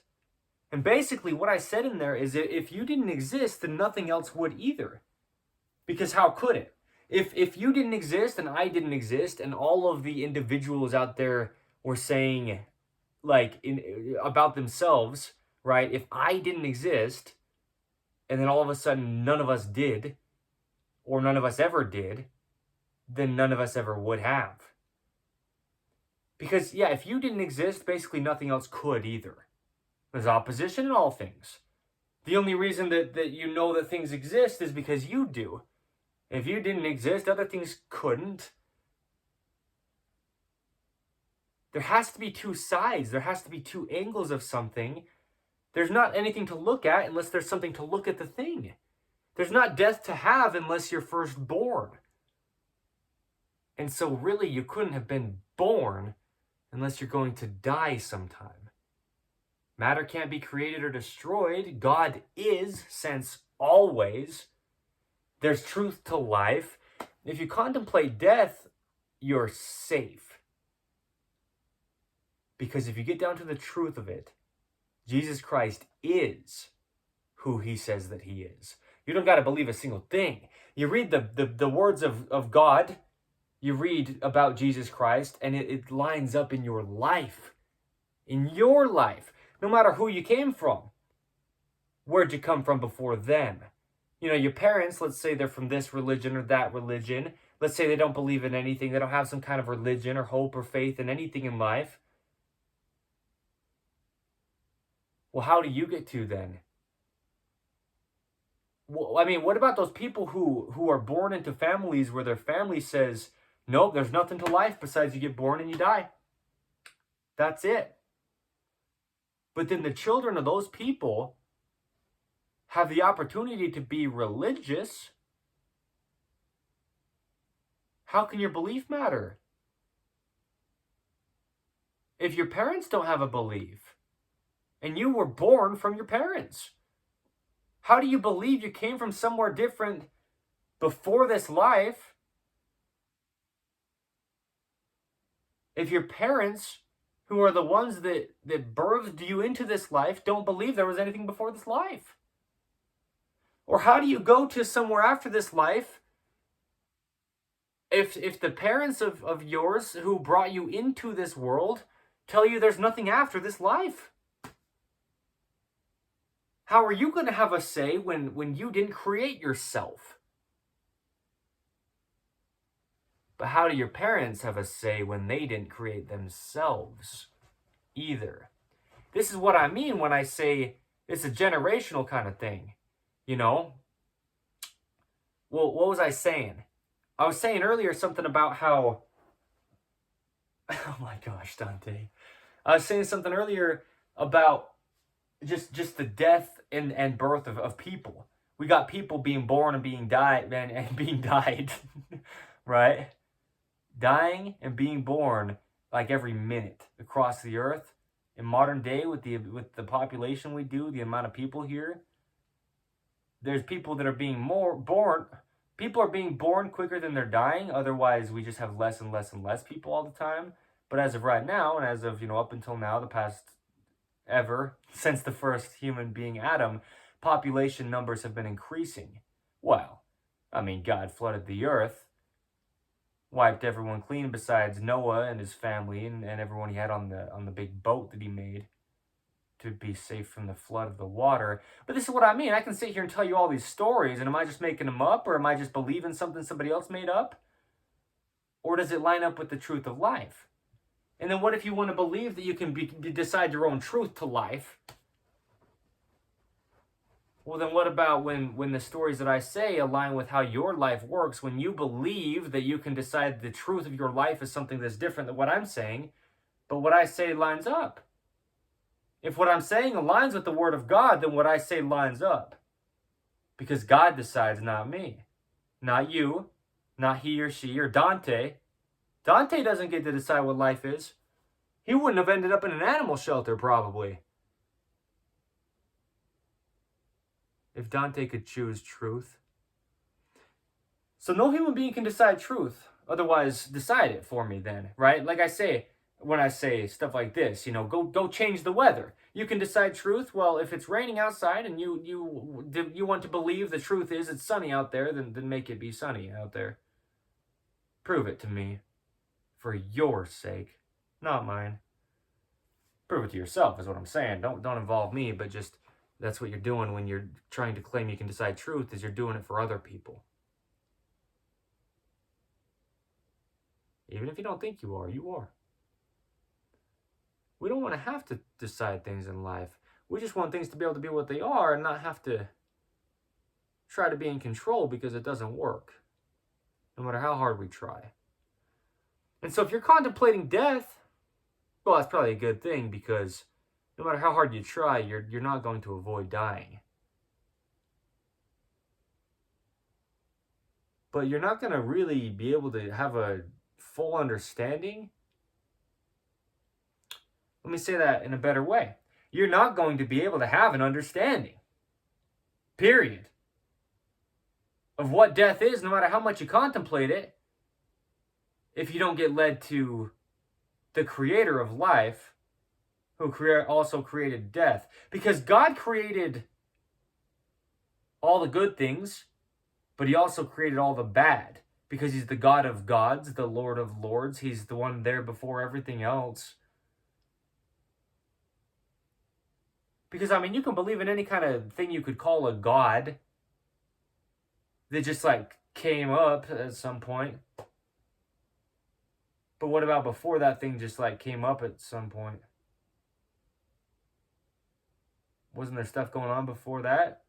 Because if it was some point that it came up, then there was already points before that point, because it was just one of the points, if it was just some point in time. But God is the same since the beginning. In the beginning was the Word, and the Word was God. The Word was with God. Always was God. Always is God, and God always will be God. He's the God of life, but he's the God of death. You contemplate death all you want, try to figure it out, you're not going to figure it out. But you can have an understanding of it through Jesus Christ. But this is the whole thing, is how are you going to know anything? Well, the Holy Spirit of God brings all things to our remembrance. That's what I'm saying, is no matter what anybody tells you out there, you can choose to believe it or you can choose to not believe it. But how about one week you try to choose to believe the same thing as you know, you choose not to believe the following week. You just choose which side you thought was better. Well, I thought it was good to believe it. I tried to not believe it, and it seems better to believe it. Well, if you just get to choose, then it's not real. You're making it up. There's only truth to life. No human being could ever decide. I'm one of those human beings who could never decide. But I do know God, as we all can, all being human beings designed in the image of God. So you contemplate death, and you do it around the parameters of who Jesus Christ says that he is. Jesus Christ says he is who he is. I don't get to sit here and tell you who Jesus Christ is, because I've decided. But I've read his word, and I can tell you who he says that he is. Do you see what I mean? You see how we discuss God? That's the only way you do it. Otherwise, you can make up whatever you want and claim it's true. But it's just a claim. And if people don't believe in your claim, then is it still what it is? If people do believe in your claim, does that make it be what it is just because they believe that it is? So how are we going to know what death is? How are we going to know what it means to leave if you don't know what it meant to come? If you don't know how or why you got here, you're probably not going to be able to figure out where you're going, because you can only go somewhere after you first were somewhere to begin with. And you weren't here at one point. This is not where you began. You were born. So this is the whole thing, is we came from the presence of God. We got placed in this probationary state, this little in-between phase. And then we go back to the presence of God. And why? There's a lot to it. The Church of Jesus Christ of Latter-day Saints. But don't believe me. This, what I'm saying is, the Holy Spirit of God, it dwells within all things that are holy enough for him to. God will dwell in all things that allow him to dwell in them. But he doesn't dwell in unholy temples. So meaning, we're all universal human beings, okay, even if you don't believe it. You can not believe it all you want, but you'll want to be believing it when you've got some kind of physical health problem and you need a doctor to work on you. How does a doctor know how to work on you unless he's been trained to work on something that's just like you? We're all the same. You have to be. There's no way you couldn't be, is what I mean. Being what we are, there's no way you could believe that you're not the same as every other human out there. You know, I mean, a doctor goes to school to learn how to work on somebody over in any part of the earth. And after they've learned that, they go to anywhere else on the earth and they can work on the same human body design of an entirely different human across the planet somewhere. Because there's universal truth to life, because we are all designed in the image of Jesus Christ. And so that's the thing is you can contemplate death all you want and you can drive yourself crazy. You can literally go crazy. You can get lost and confused and just, you know, lost again and confused again. And lost again and confused again. Dante can't get comfortable. I mean, he'll be sleeping and he'll get up and spin around and move, you know, and then lay down again. Get up and spin around and move and lay down again. All throughout the night and the day. Yeah. It's like he can't get comfortable. His hair's not matted up. I've brushed through him and bathed him. I trimmed around his mouth too, you know.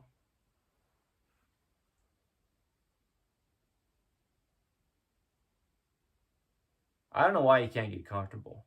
There's nothing wrong. He's just funny.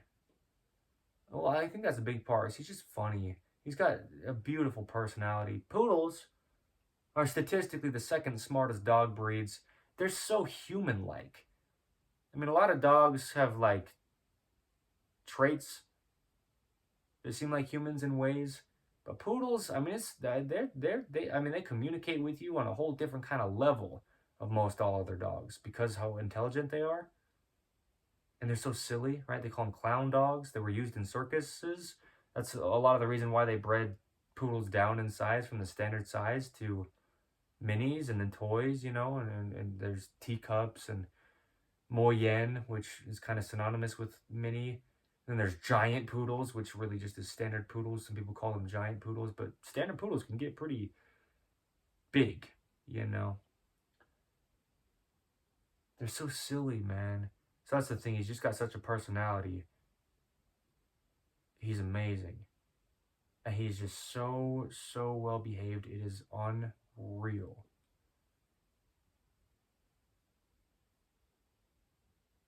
He's such a good dog. Oh shoot. There you go again with that release in the TMJ area. Those of you in visual plus audio, if you saw, and you probably heard in audio only as well. Well, he also got a bath. I bathed him like just a few hours ago. After a bath, you know, his hair is going to all be a little bit different than it was prior. I haven't actually brushed him out after his bath yet. So, there you go. His curls are a lot tighter than they were when he came here from the animal shelter, South Utah Valley Animal Shelter, man. He had like a blowout, you know, like one of those Brazilian blowout kind of like, poof. I think he had a lot of product in his hair because it wasn't very curly. It was just poofed, you know, kind of like they do, you know, for show poodles, you know, so. Hair just gets really tight with the ringlets a lot of the time, though, after it gets wet. I had a perm. I used to have hair like 2 feet long, right? Well past my armpits, like full-on long hair. And I permed it, you know, so I've had experience personally with curly hair. So, anyway. Contemplate death, man.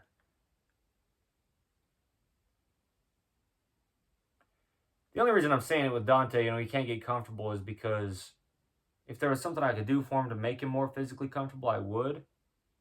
But he doesn't need it. He just kind of moves around a lot. Well, he does have some hair still in the pads of his feet. Can I see your foot, buddy? Where's one of your front feet without making you uncomfortable? Anyway, here's a back foot. You've got to trim in between the toes of poodles, right? Because they've got hair rather than other dogs with fur. Their hair just continually grows. Hey, bud, I don't mean to make you uncomfortable. But that's what I mean. It's not like he's upset with me touching him. He loves me to touch him. It's just he can't get comfortable. I don't think it's a bad thing. I was also in a house he's never been in. You know, that's what I'm saying. Until a couple days ago. But yeah, poodles have hair that continually grows, you know, and so you gotta trim between their toes because they also have webbed feet. They're water dogs. That's what poodle means. It comes from, I think it's a German word, but they're actually the national poodle of France, as far as I'm aware. But poodle comes from the word poodle, which means, if that's how you say it, poodle, something like that. Though it means to splash in water or to splash in a puddle, something like that. Anyway, they've got webbed feet like Labrador retrievers or, you know, certain hound dogs, whatever other dogs, actually like a duck, you know, or like a frog, like full on webbed feet. And so you mix that webbed feet with hair that continually grows. And if you don't trim in between their toes, then their pads aren't actually on the ground and they're just slipping all over with the hair. So that can be, that's probably, you know, I think that is what it is, why he can't quite get comfortable. I trimmed some of the hair between his feet pads today quite a bit, but I just did it with scissors. You know, you can take clippers, ideally, you know, proper dog clippers, you know, and go between the toes, careful to not get that webbing. You know, you don't want to cut the skin of the webbing of the toes, you know, like between our fingers, for example, right? You don't want to cut that skin in there. But it's really good to keep the poodle's feet hair trimmed. It'll keep your house cleaner, you know, and whatever else it is that you know, your vehicle, wherever your dog is. But also it'll give them more grip on the slippery, unnaturally flat flooring like tile and stuff. You know, we talk about hip dysplasia. When it comes to letting dogs stay natural, a lot of hip problems in dogs come from just the slippery, flat flooring. When a dog shakes and their feet just slip out from under them and they have to really stabilize their feet from their shoulder or hip joint, and it's wearing out the joints of their shoulders or the hips, you know, and they call it hip dysplasia. It comes from a lot of other things as well, you know. And we'll talk about this stuff as we do on In The Image Clothing Company Poodles with letting dogs stay natural. But this is what I'm saying. There's a lot of reasons why Dante's here, you know. Fostering him right now is what I'm doing as of now. At least I'm just fostering him so far. Wink, wink, hint, hint. Meaning I'm just, you know, I'm just going line upon line, precept upon precept. I'm just taking my daily bread. I'm just doing it one step at a time, having faith in every footstep. And there I go, stuttering again when it gets so real. And I did it again. It just happens. Things in life, if we let them, and one of those things is death. And if we don't let it happen, it's still going to happen. So contemplate it. What's the point of it? And how am I sitting here so casually talking about death and then like going straight into a conversation about this poodle who's chilling on my bed? And how did I just have such a casual experience with my grandfather passing away and I was in the same room as him, and it was on Christmas Day? I didn't even care. I mean, you can love somebody in life more than you love anybody else in your life, and you can not even care that they die. Hear that correct? But that's all I'm going to say with that, like that, because that's the truth. Meaning, we don't get our fulfillment or our validation from other people or from our lives being a certain length or fulfilling our certain, you know, like written down bucket list. You know what I mean? You got a list full of, you know, all these things you want to do before you die. Is you got to put in a bucket. And that bucket gets so big, you know, you're carrying it around with you and it's weighing you down. And you're not fully living your life because you're trying to fulfill all the things that you think you want to do before you die. But the list is too long to fulfill, and it keeps getting longer each time you think of something else you could do because you feel like you might miss out on something if you don't do all of it before the day comes that you die. And regardless, the day comes that you die. If you've done everything you thought you ever wanted to do, or if you feel like you didn't even start, you're still going to die. And after you die, this is what we need to contemplate. Coupling it with the truth of God, Jesus Christ, right? Within the Church of Jesus Christ of Latter-day Saints. Let me tell you something, but I'm telling you to contemplate death. That's a big thing. And I'm telling you that I can tell you that safely by teaching you who Jesus Christ is, because I know, because I've learned from the same place that I'm telling you to go to learn who Jesus Christ is. The Church of Jesus Christ of Latter-day Saints. I got baptized twice, meaning I left the Church of Jesus Christ of Latter-day Saints. And then I met death. I met, can we say the God of death? Well, let's say this. I said earlier that Jesus Christ is the God of life, but he's also the God of death because he's the God of God, the God of gods, the King of Kings, the Prince of Peace, the Lord of Lords. He's the Alpha and the Omega. He's the beginning and the end. He's all things. He's forever. He's God. Above all. Unchanging. His name is Jesus Christ. Otherwise, how are we going to know who God is? Now, here's the point, okay? There's an anti-God, or there'd be no God. We don't need to rely on a perfect being unless there is a way for things to be imperfect. There's opposition in all things. We wouldn't need to rely on something if we could do everything on our own. We wouldn't need to even contemplate death if we could just live forever. There's only truth to life, and I could never have the option to be the one to decide it. But what I can do is be the founder of In The Image Clothing Company, and guess what? I am, and I am in this for life. And this is what we do, so much under the gift of video with just documentations. There's an episode of In The Image Clothing Company podcast titled, I'm in this for life, okay? That was me, Evan Strong, speaking, because that's the case, okay? Founder/leader for the entire time I'm on this planet before I die of In The Image Clothing Company. Because it's stuff like that. I've said it so often, like, yeah, I'm going to die.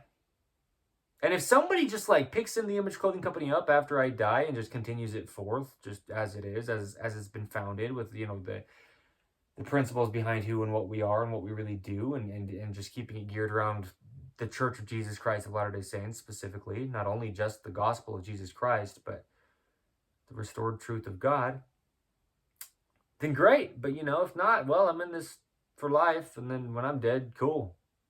Go from there, if. And I say it so casual. I talk about death so often. I talk about how, and I don't know, how this is going to work for sure. I've said, though, many times that Nita, Nita, will be my first purebred standard poodle. We've got Dante here, and if I end up adopting Dante, even if that means I move, somewhere else where I can actually permanently house him, or whatever the situation could possibly be. If I end up adopting Dante, or if I get a different dog before Nita, maybe she won't be my first, but she'll be the first in the ways that she'll be the first. I've said she'll be the matriarch of In The Image Clothing Company Poodle's purebred standard poodle breeding program as long as she is fertile and can have puppies. But either way, and whatever, we'll see what happens. But I'd be content adopting Dante if that could happen. As far as living situation, whatever that meant that would possibly have to change for that to be the case, and whatever, we almost certainly, yeah, that might happen. We'd neuter him, so he couldn't have puppies with our female poodles because we don't have his papers, and we want to do the breeding as properly as we possibly can and register dogs. Dogs have to be registered at birth in the ways that, they do, because the parents are really what were registered first to be able to have the litters registered as purebred dogs. Both parents have to be registered before the litters are even born, right? And with doing so much to just further good bloodlines of dogs, and a lot of what we do under the gift of video is just to show the process of proper breeding in all the ways that we can do it as properly as we can. We're just people doing it, as In The Image Clothing Company poodles. But there is a way that just, you can do it properly and healthy. And so that's what we're going to try to do in all the ways we can. Anyway, I mean, I'd be so content adopting Dante, whatever that means. Like I'm saying, that would have to change in my situation for him to stay with me permanently. Um, he could just be a part of In the Image Clothing Company's team. We could just, not use him to breed poodles with, but just have him around. He's awesome. But either way, the point is, I've talked about Nita so much, who I've said will be my first purebred standard poodle, at least female. If I kind of feel like I'm going to end up adopting Dante. I'm fully willing to take him back to the shelter. It's not just like I'm so emotionally attached to him out of some kind of want or desire, but he's awesome and he's great, and God is perfect, and I don't know exactly what God has planned past the amount of time that I just fostered Dante, as if that's what I'm doing right now. Going forth, I don't know. He's great though. He's a little bit smaller than what I would say is ideal height for me, because I do have to bend down very slightly to pet him. I do. Even a little bit more than very slightly. I don't want to make it something it isn't. That's what I mean. It's not some kind of like thing like people have, where they bring a dog home to foster them and then they have a hard time taking it back, or people just go to a shelter and they just get so attached to a dog that they adopt it, when maybe that's not the right thing to do, but they just like get so emotional about it. That's not how I am with Dante, but at the same time, when I say at the same time, I mean on the other end, it would make sense for me to adopt him, as long as that's God's plan, and again, whatever I'd have to do living situation wise to be able to actually keep him permanently. Because he's somewhere, I don't know how old he is. They said at the shelter about 2 years old, but they just, as far as I know, kind of estimated. He could even be younger than 2 years old, really. You can get a purebred poodle to live like right around 15 years, if you're really intentional with keeping the dog healthy. So I could have him for well over 10 years if I actually just ended up adopting Dante after this experience fostering him. I just want to say it as real as it is, without any kind of like emotional decision. I want to be so, and it's apparent, the countenance that I have in this and the way that I discuss what I do, and just the reason why we even have poodles anyway under In the Image Clothing Company poodles, right? He's a good dog, man. I would totally take care of him for his entire life if it came to being that was the plan that God had for Dante and I, is for me to adopt him. Yeah. Oh yeah. I told him that today. I was talking with him. I was praying to God too. I'm just like, yeah, Father. Either end, I'm totally content to take him back. I was content to take him back the day after I brought him here, which was, well, I guess that was yesterday. I was like, okay, yeah, we'll bring him home. If it's for the 2 full weeks that the shelter allows you to foster without, planning to adopt, or if it's just for 24 hours, I'm willing to just take him back even the day after he comes. And now it's been 3 days, and it's still the same. I'm willing to take him back any day, but I'm also willing to adopt him and take care of him for the rest of his entire life. Me personally, not only just In the Image Clothing Company's team. I'd have him as just my personal dog, even though he wouldn't be part of the breeding program.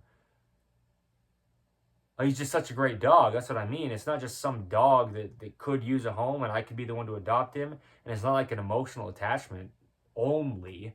I love him. I love him so much. But because of who he is, not just because it's just a dog and, whatever else you could say about that. Nah, he's great. Like him personally, Not just because he's a dog. Do you see what I mean? Like, I want to make it really clear. He's a very special dog. Not even just to me. I just want to make it so real I want to give enough explanation to show I don't have just some like emotional attachment to him, or like I've got myself into it now. I brought him home to foster. I just can't bring myself to take him back. Nah, I'm totally willing to take him back, but I'm also entirely willing, regardless of what it would mean as far as like where I had to live or how I had to change my situation or how I had to get enough money or resources to be able to take care of him for his entire life. I'm willing on both ends to do either of those things. for him personally, because of who this specific beautiful dog here is. Because like I'm saying, he's not even what I would say is the ideal height for me. I'm 6'2" tall. He's about 20, 21 inches, give or take. I think 21 inches or up is a standard size. If it's 20 inches, then maybe he's technically a standard size poodle. I measured him earlier, just kind of like, without doing it like exact. He's somewhere around 20, 21 inches tall at the withers, at the top of the shoulders where you measure the height of a dog. I don't know. I mean, he's great. I don't have papers for him, and that's the whole thing is we advocate for purebred dogs and having registration in all the ways we can. It sounds like a prestigious thing, but it's for the health of the dog. But he's a healthy dog. I mean, he's a great dog in so many ways, more than any opinion could just be had about him. I mean, he's phenomenal. I mean, he's been in this entire episode. I'm speaking how Evan Strong does, and so loud and bold. And he's just content, He hasn't barked. He just is so gentle, so sweet. Doesn't shed, doesn't drool. He doesn't stink. He's potty trained. I mean, he's an amazing dog. And he is an amazing dog, even for In the Image Clothing Company poodles. Even, what I mean by even for is even not being registered. I mean, he's a sheltered dog. He'd be a rescue, He'd be part of our team. We could still show all the information we show on letting dogs stay natural with him, and he could still come to all of our events and just be part of our family. And be loved just the same, even though he's not registered as any, purebred registered poodle we have in addition to him. We wouldn't use him for a stud, to breed the female poodles. That's the only difference. Otherwise, I mean, he'd be just as involved with everything. The male dogs aren't even really all that involved in the breeding process anyway. Do you see what I mean? He's awesome. I mean, I'd take him to poodle parade events and I'd film videos on letting dogs stay natural in all the ways with Dante. Even though I've said before, all these things about how I mesh better with female poodles and female dogs in general. I just mean that's what I prefer. But that doesn't mean that Dante's not amazing because he's a male dog. Do you see what I mean? Like, well, this is a good thing to say, too, even regardless. Even if I were taken back to the shelter tomorrow, right? Whatever end it's on. This is good context of, I say some things sometimes and it sounds like I'm only on one side of things. That's not the case at all. I'm just discussing things. Right? I love male dogs. Well, I've said that even in the times, where I have in the times when I've discussed, I just have, yeah. There's a lot of reasons I like female poodles. A lot of it is the fact that they become mothers. And that's a huge thing for them to do, and that's awesome.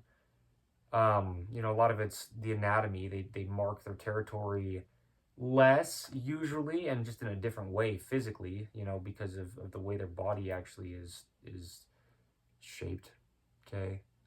Like I kind of was discussing earlier with Dante. But it is what it is. I mean, there's not a male unless there's a female, There's not a child unless there's two parents. Even if you don't really have parents in the way of having like a father and a mother, you had to have a man and a woman come together if you were born. It's just biology. What I'm saying is you got to contemplate death, just like, because death is kind of like the ending or the closing of a chapter. It's like me contemplating taking Dante back to the shelter, even if it could be such a good thing in so many different ways on the end of me actually ending up adopting him after fostering him like this. Contemplate taking him back even if you think the plan is to adopt him. Contemplate dying even if you think you want your plan to be living forever. Do you see what I mean? Well, it's like what I was just saying is sometimes it sounds like I'm on only one end of things, but it's like, no, you just have to understand there's always two sides to everything. That's what I mean. There's opposition in all things or nothing would exist. There you go. I mean, that's what I mean. Is death is only what it is, and it has to be what it is for us to have been born. Well, I mean, if no other reason, in all truth, just the physicality of it, our Earth is only so big. If no human being had ever died who was born, I mean, we'd probably be overpopulated. We'd probably be like having no room for us at this point in just like history of time of human beings being born onto the earth. If none of them died after they were born, then you'd probably just have too many to occupy the planet Earth. So this is what I mean when it comes to contemplating death. I just mean let's get down to the truth of life by contemplating death, because you can't have death unless you have life. But really, since everybody dies, you can't have life without death. We just see it. That's what I'm saying. You can't have a belief on it. Who do you know out of all truth? Not like some story somebody told you they tried to get you to believe. But out of all truth and all senses of no dispute possible, who do you know, like personally, let's say, that hasn't died? And I don't mean just because they're, still alive and they just haven't gotten to their time to die, but like somebody who, just isn't ever going to die. Like, who do you actually know that that's the actual truth about? Like, you personally in your life. That's what I'm saying. You just got to contemplate the fact that you look around and you can read obituaries, which is just like a report of somebody's life because they have died, And then you just start to look at it like, all right, cool. Well, what about the plants and the animals? The seeds start to grow and then they eventually just die. Even trees that live hundreds and hundreds of years, they eventually just die. I don't know how many hundreds of years trees live, but I'm pretty certain there's trees that live at least 100 years, and maybe many, many hundreds of years. That's what I'm saying. Well, there's animals that live over the length of most all human beings' lifespans. Like certain turtles can live over 100 years. I'm pretty sure elephants and like porpoises, like whales or dolphins, or certain animals. I don't know for those ones for sure, but I know those ones can live like around human being lifespan. Like average length human being lifespan. That's what I'm saying is everything dies.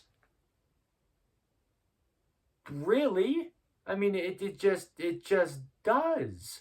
But then we go back to the whole point of matter can't be created or destroyed, so where does it go? We talk about it on either end. Where did it come from, but where did it go after it wasn't there? If it was always there, what?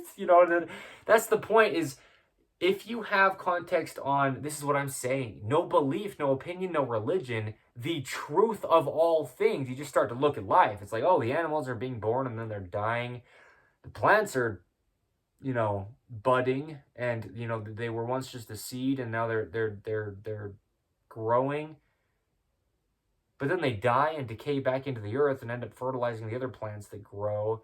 It's like, well, I mean, it seems like we're reading history books, any credible history that's actually credible. How do you know that? Well, the Spirit of God reveals the truth of all things to you, and He dwells within inside of you. Okay, that's what I'm saying. Contemplate death and the Spirit of God that dwells within you, because He dwells within all things that are holy enough to dwell within. Being a perfect being, just meaning anything that's trying to do good, even if it feels like it could never. You see what I'm saying? That's what I mean. You contemplate life and you realize what it is. You contemplate death and you realize what it is if you get down to the truth of it. But who's going to decide the truth? Well, who's going to decide that we all die? No one, really, but it just happens. It's got to be something that's just happening. It must be the truth, because there it is again. Someone else died. Even if you don't want to believe that anybody dies, the truth is they do. And all things do. There's opposition in all things, and all things that were born die. But how does that happen when it doesn't seem to really go anywhere then? But that's what's weird about it, is we can look at the life of a human being and after you die, it's like, where'd they go? Well, they're still laying right there, but they're just lifeless. It's like, no, they're not there. They're not really. I mean, you like lifting up the body of a dead human being. Where'd he go? Well, you're touching the body of him or her, but where'd the well, yeah. What does it mean to be a human being versus what does it mean to be alive? If you die and your body's just laying there, poof, well, that's the human being still there. But what is it?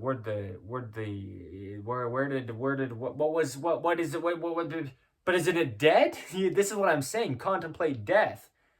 How is a human being dead if it's still looking the same as it did before? It's just not breathing. Its heart's not beating. Where did it go? It's nowhere. The human being's right there. What was inside of it then?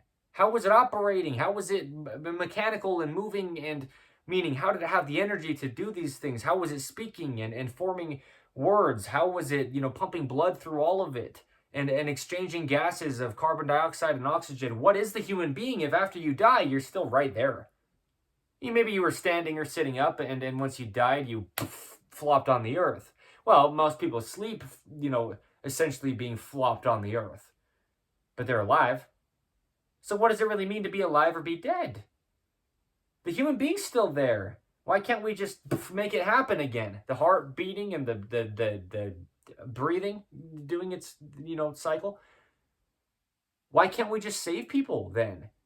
If the human body is just a mechanical machine placed onto a rock in space, then how do people die? You can repair mechanical machines. And then what is it really that is us if we're not just the human being? Do you see what I mean?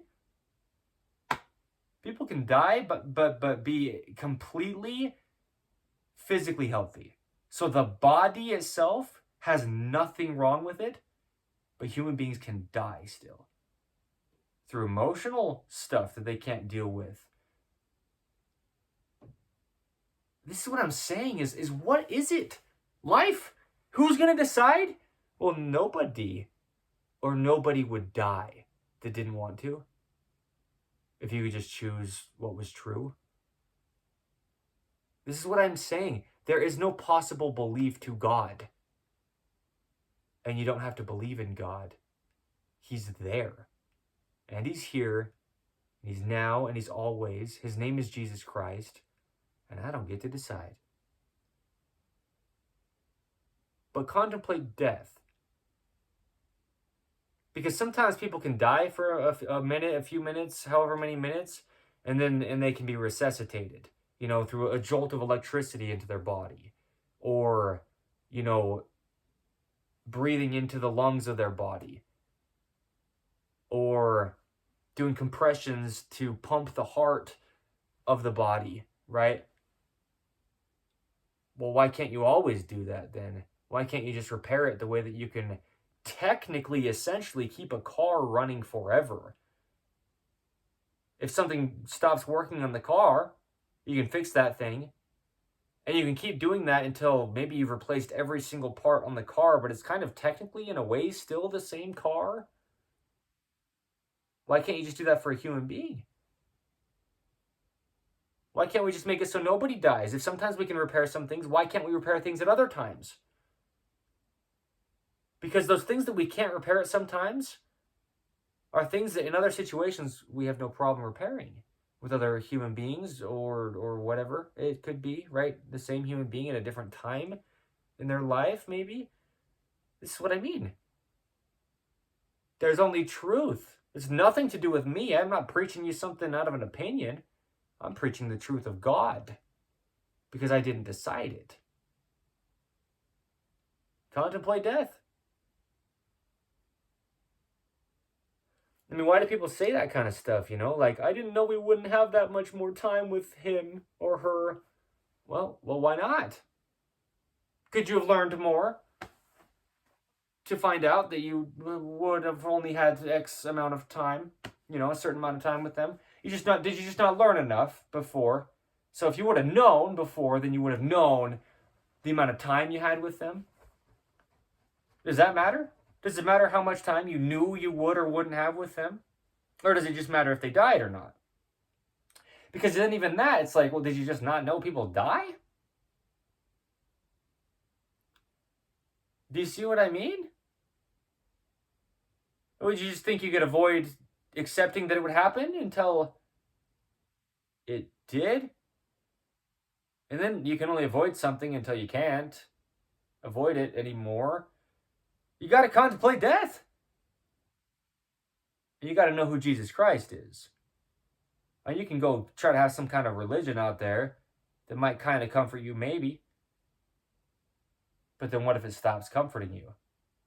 And how do you know? What if somebody tells you, well, no, this religion will always comfort you. And somebody tells you, no, this religion won't always, sometimes maybe, but,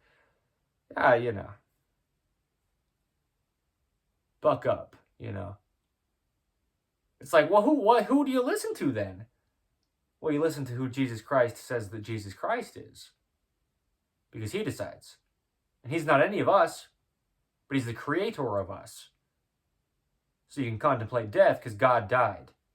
And he rose again 3 days later, and he lives today. Don't believe me? I'm not telling you something. I'm speaking some words. And I'm speaking the word of God. These are not even my words that I'm speaking. If it's aligning with the word of God. That I didn't write, I didn't decide, I didn't create my life. And if I did, I might not have chose to create the opportunity for me to die. And then do we call it an opportunity to die? Because God's perfect. I'm not telling you something, but he's telling you that. He's telling me that. And I know it because his spirit dwelling within me reveals that to me. I know it. I know God's perfect because I know the peace that I feel and the acceptance I have that's aligning with the word of God. Like I'm saying, I mean, I talk about death. The reason I mentioned Nita in this, I give a lot of beautiful context in this on why Dante's here on my bed right now, first off. Okay.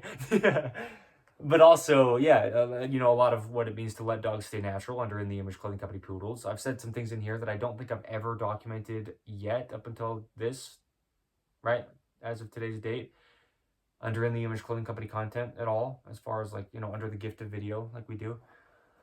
St. George, Utah, by the way, we live up Utah. We live up Utah for the sake of the nature, church history, Church of Jesus Christ of Latter-day Saints. Also just me, Evan Strong, the founder of In the Image Clothing Company. I'm Utah native. But once I move down there from Utah County here down to St. George, Utah, that's where we'll be based for life, as In the Image Clothing Company. Okay, so there's some context. That's what I mean. I'm content adopting Dante. I'm moving down to St. George anyway. Meaning, I won't be living in this house where they don't want pets to be in anyway. And so, right? This is what I'm saying is I'm just praying through it. I'm just going day by day, step by step, trying to do all that I can to be obedient to God and just really pray through everything. And here we are with Dante sitting on my bed on the 17th of December, 2025. Do you see what I mean? He's not sitting right now. He's just peacefully sleeping as I'm just speaking as loud as I am, like 4 feet from his face. That's what I'm saying. He's such a good dog.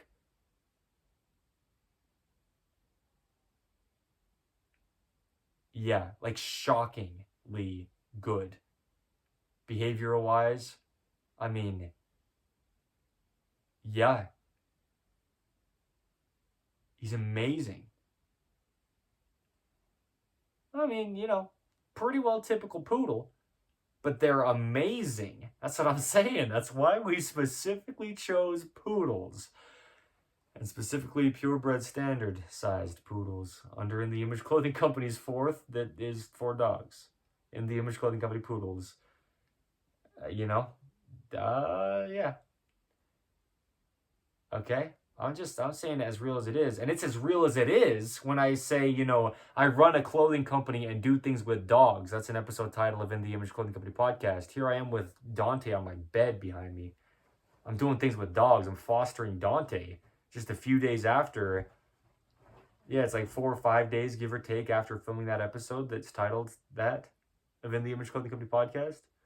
I run a clothing company and do things with dogs. Here's me doing things with dogs. I mean, I'm just speaking what's going on in all the ways I can. I'm trying to not make any kind of claims or have any kind of opinion at all.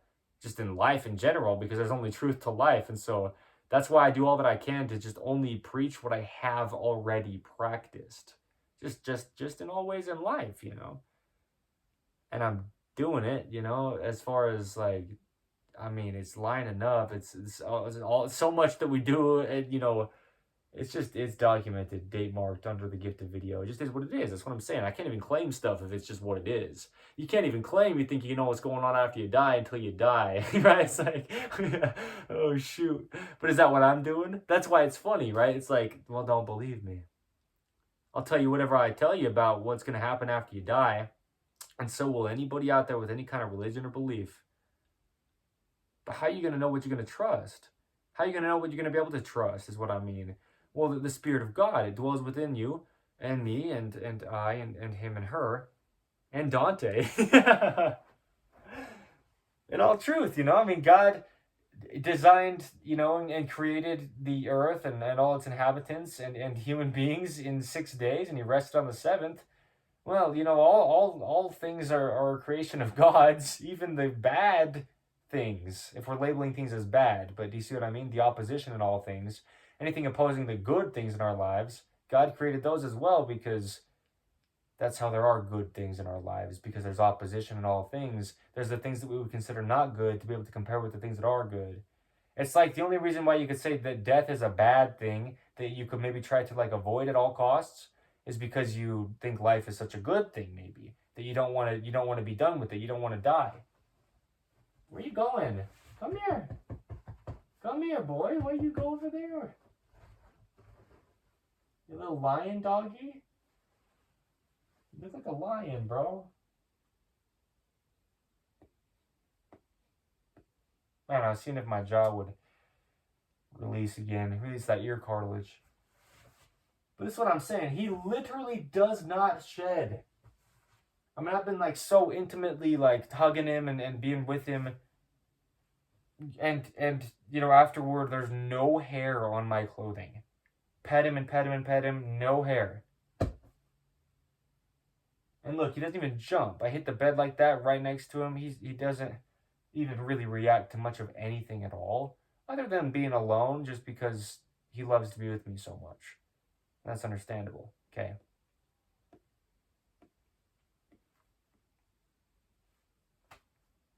There you go. Dogs are man's best friend, That's what they call them. And he's amazing, man. Oh, there it is. Pretty certain you heard that in the mic if you heard that.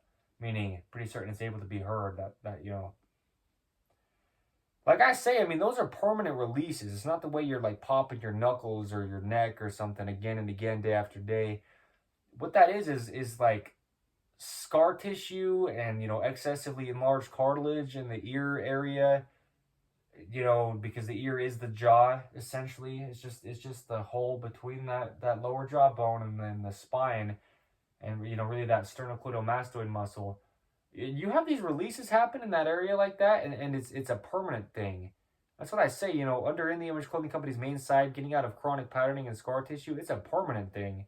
That's why we say what we do, never be the same, an episode title of In The Image Clothing Company podcast, but also not a walk in the park. Because those are the things, right? It'll never be the same again once you get out of patterning, unless you did all that it caused, all that it took to cause you to get into that patterning in the first place. It'll never be the same again. Come here, boy. Come here. Come here. Why? Just because I'm talking to what seems like nobody, and you don't really understand what's going on, so you're just kind of weirded out.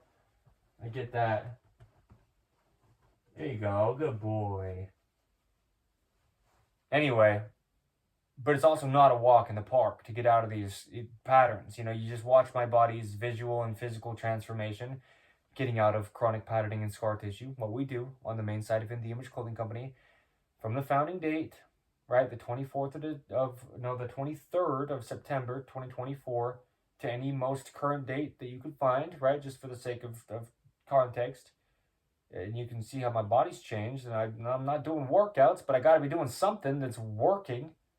Well, I'm doing what we discuss of the truth of what In the Image Clothing Company really is and does and is for, and it works. That's what I'm saying.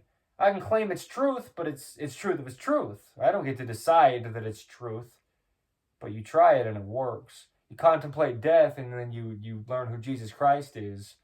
Like through that contemplation. Meaning that's the whole thing. Is we pray. What does it say? We're commanded to pray. Search, ponder, and pray. We search the scriptures and we seek for Jesus Christ. We ponder about him and who he is and what we've read about him, and then we pray about it to him. Right? That's what we say. In the Church of Jesus Christ of Latter-day Saints, search, ponder, and pray. Right? Seek ye first the kingdom of God and his righteousness, and all of these things will be added unto you. Rather than seeking something in life, you seek God, and everything that he needs you to have will be added to you. You contemplate death, like how you're going to be able to accept it when either you die or someone you love so much or rely on so much or someone who relies on you so much or someone you're just so connected with or whatever it could be dies. How are you going to deal with it? What does it mean? Where did they go? And why? And all the questions that could come, you contemplate death. You do it by knowing that Jesus Christ is God. And really, before you can know that, you got to have a little bit of faith that could be the case. Something you couldn't fully understand could be true is what you got to have some faith in first. And then after you do, you take action on that faith, and God is who God is, and we don't get to decide. But he just is who he is. Dante is also microchipped. They microchipped him right before they sent him with me 2 days ago. That's what I'm saying. He's kind of already set up for just, being a member of the family. In the Image Clothing Company's family. Well, my personal family, Evan Strong, just as the founder of In the Image Clothing Company is what I mean. Like I say, the Poodles are just as much team members of In the Image Clothing Company's team as the human being employees or team members, Always, that'll be the case. And Dante, yeah, I'd take care of him for the rest of his life, man. Certainly. If it ended up being God's will is the point. That instead of just fostering him here for however many days I have him here, or up to 2 full weeks is what they allow you to, right? Where I'm fostering him from, the South Utah Valley Animal Shelter. I'd take care of you, boy. Let me say it to the camera though, because I've said it to him. Just to be really real about this, I would. I'd adopt him and take care of him for the rest of his life if it was God's will. Regardless of what that means, like I'm saying, regardless of where I'd have to live or how this had to end up happening for that to be the case. Yeah. Because of him specific. Not just because it'd be great to adopt some dog. And I'm not just like downplaying dogs that could just be called some dog. All dogs are great to whoever they're great to. And all dogs are great in the ways that they are individually great. But Dante specifically, he is who he is. So don't let me try to tell you. Jesus Christ is who he says that he is. So don't let me try to tell you, but I can point you to him.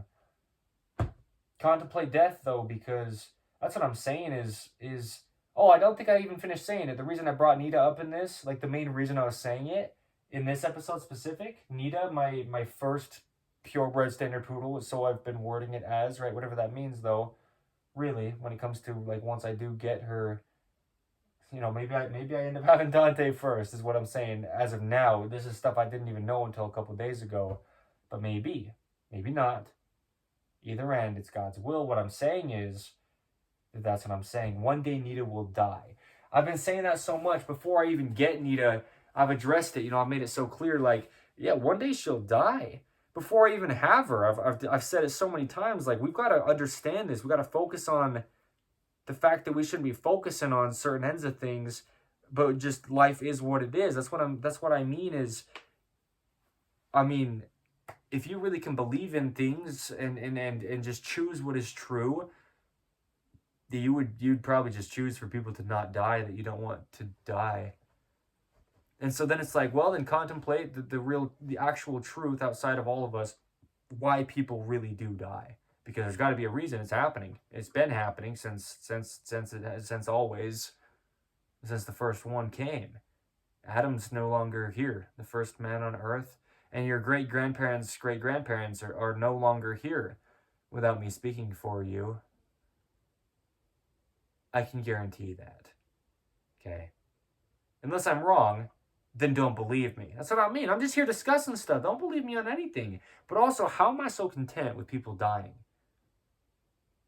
It has nothing to do with me. That's how.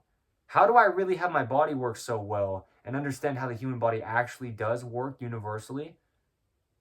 There's universal human design. It's because it's not about me. That's how. That's what I'm saying. Toward the very beginning of this episode earlier, it's probably been a couple hours back from now. I don't know exactly how far we are into this right now. I can't quite see what the number of time that this has been going as of right now is. I can't see it now. Yeah, but give or take a couple hours ago from now. I mean, these episodes are very long sometimes. That's what I'm saying. In the Image Clothing Company, well, it's a lifelong company. We speak things that are undisputed and true in all the ways that we can say that, us being imperfect and truth being apart from all of us. A lot of what we do is very lengthy forms of video. I was going to say forms of content, but just so much under what we call the gift of video. A lot of it is very, very long at times, up until today's date at least, for sure. Because it's kind of like, why not? That's what I mean. If I'm going to discuss contemplating death, well, I'll just do it now. However long I discuss it. If I get cut off with a battery percentage or the storage space, one of those things like running out, then there you go. I mean, that happens and has where it has many times on past episodes of In the Image Clothing Company podcast, for example. That's what I'm saying is life is just what it is. I'm just sitting here speaking on things, and then after I've done it, I've done it.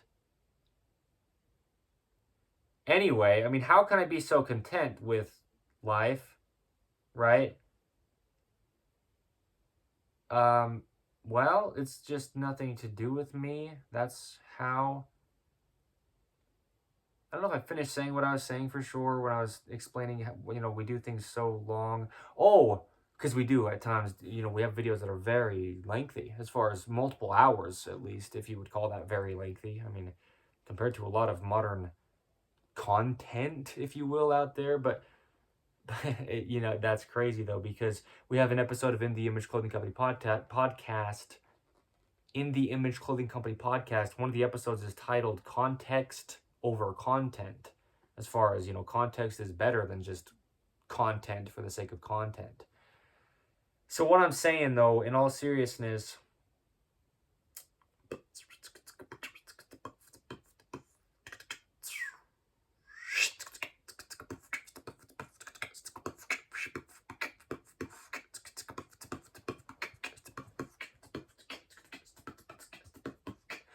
there you go. See, Dante loves the beatboxing. Yeah. He's kind of just like, what is happening? What is all that noise coming from you? Oh, I love him. I love him so much. Anyway, what I was saying is God humbles us. That's where I was, right? At the beginning of this, when I was talking about how we have to be humbled by God. Well, that's what I mean is... Well, I addressed that pretty well today. I've addressed it many times before today's date. But in that video on the main site of In the Image Clothing Company I filmed today, and Dante was in that video. I don't know if I made that clear in this episode of In the Image Clothing Company podcast or not. Episode 195, titled Contemplate Death. Contemplate Death. Dante was in the video, today. And I think I did say that, but it was just cool to have him there, He's just so chill. I mean, this is how he is. Just about all the time. As far as, the past almost 3 days now that I've spent with him. Yeah, this is just how he is. Just so relaxed, content, and there he is. So well behaved, it's ridiculous. I love him so much.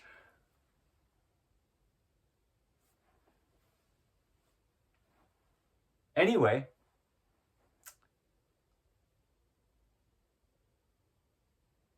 he's an amazing dog, man. That's crazy. That's what I'm saying. You pretty much don't find purebred poodles in shelters. I mean, they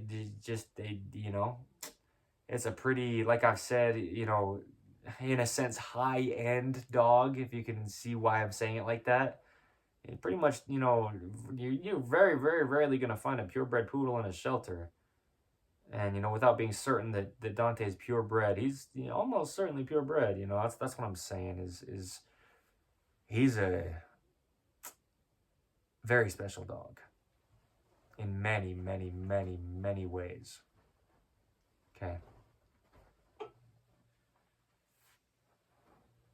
But you got to kind of be able to be humbled by God.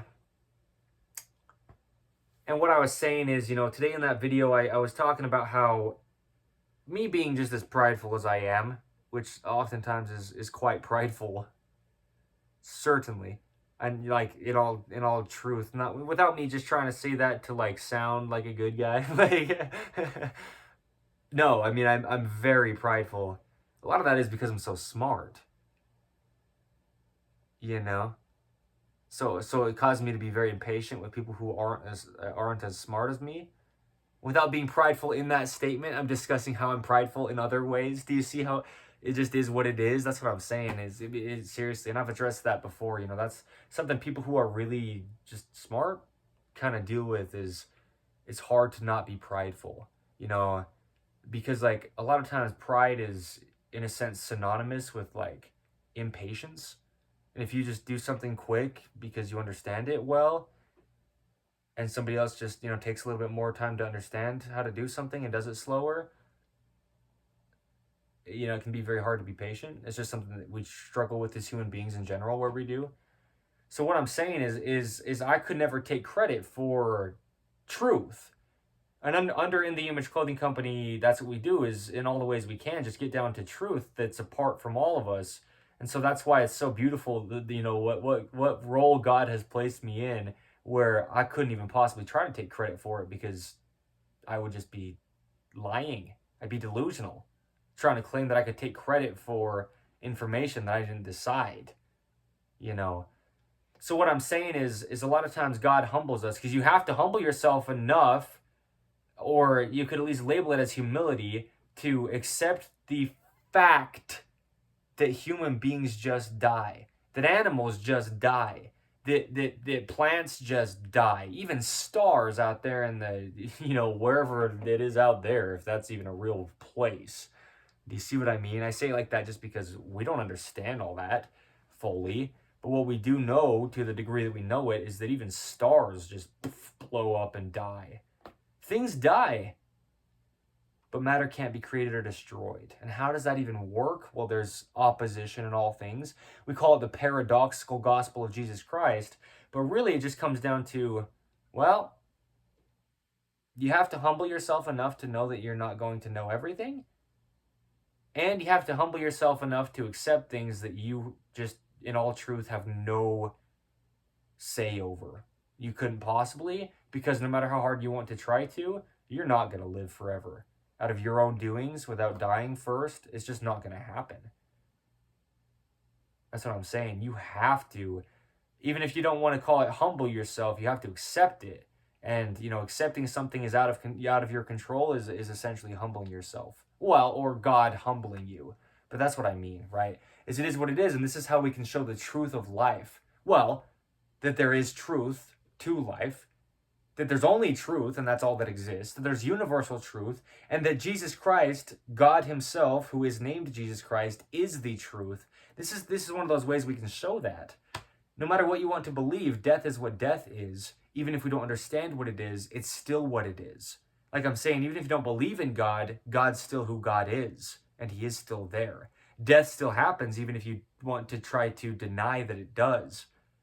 Deny it all you want, until you're not there to deny it anymore because you died. Do you see what I mean? This is how I can say things so bold. like I've referenced quite a few times, there's an episode of In the Image Clothing Company podcast titled How to Be Bold. And boy, am I bold. As Evan Strong, well, I am Evan Strong, but yeah, as the founder of In the Image Clothing Company, me being Evan Strong, the bold human that I am, I'm very bold here. That's what I say as one of the four things that we are, you know, in a sense, you know, that's what we discuss as being blunt, bold, raw, and real in the Image Clothing Company style. As I say, you know, how we do things and how we deliver information. Well, how to be bold, you speak the truth. Because this is what I'm saying is, nobody can deny that everybody dies. Just like everybody has one, everyone has a body, everybody dies.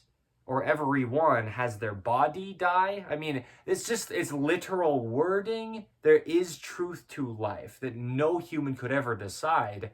This is the reason I said all that explanation right there is, well, what I went into it with. This is how we can discuss the fact and the truth, all opinions aside, that Jesus Christ is God.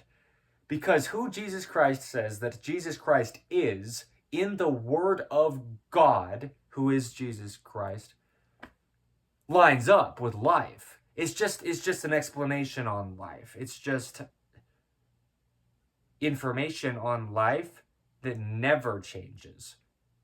And that's what we call universal truth. Another name for God. You could say universal truth is synonymous with the name Jesus, who is the Christ. So you contemplate death all you want, and well, you're only going to get so far, because unless you go beyond death to find out what it really is for yourself, you'll never know. But then you have to have died first to do so. And so regardless, you still have to die. That's what I mean. There's only truth to life. The truth is, I didn't even ask my grandparents if I could foster a dog in their house. And I knew that they didn't want dogs in their house. That's what I'm saying. That's me opposing the rules big time. It is what it is, bro. Documented, self-incriminated, under a numbered, date-marked episode, plus one more now as of this one, of In the Image Clothing Company podcast. It is what it is, meaning it's the truth. I mean, shoot, right? Yikes. But yes, okay, that's what I'm saying. So here's Dante chilling on the bed. Dante, what's up, bro? What's up with this? It's an oven mitt.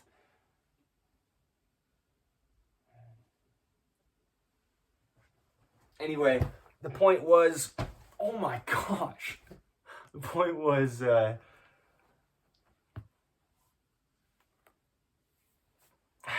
lot of stuff that I made the point of in that freestyle I did on In the Image Clothing Company Poodles. No, on In the Image Clothing Company Music. It was called something like, no, not something like, it was called Handle the Heat. That's how it started. It just came out, you know, Interest Dante, my name is Dante. I didn't name this dog Dante. That's good context. I didn't name him Dante. As far as I know, they named him that at the shelter. So as far as I know, that's not what his name was at the home that he was at before he ended up at the shelter. So, you know, he probably didn't really know to respond to that name until he started being called it once he got into the shelter. As far as my current knowledge on where his name came from, that's what I know as of right now, the 17th of December, 2025. All right, so I'm going to wrap this up. My name is Evan Strong. I just told you the date. I am the founder of In the Image Clothing Company. I'm in this for life. Contemplate death, but know Jesus Christ, and you can. And there you go. Thank you, and goodbye.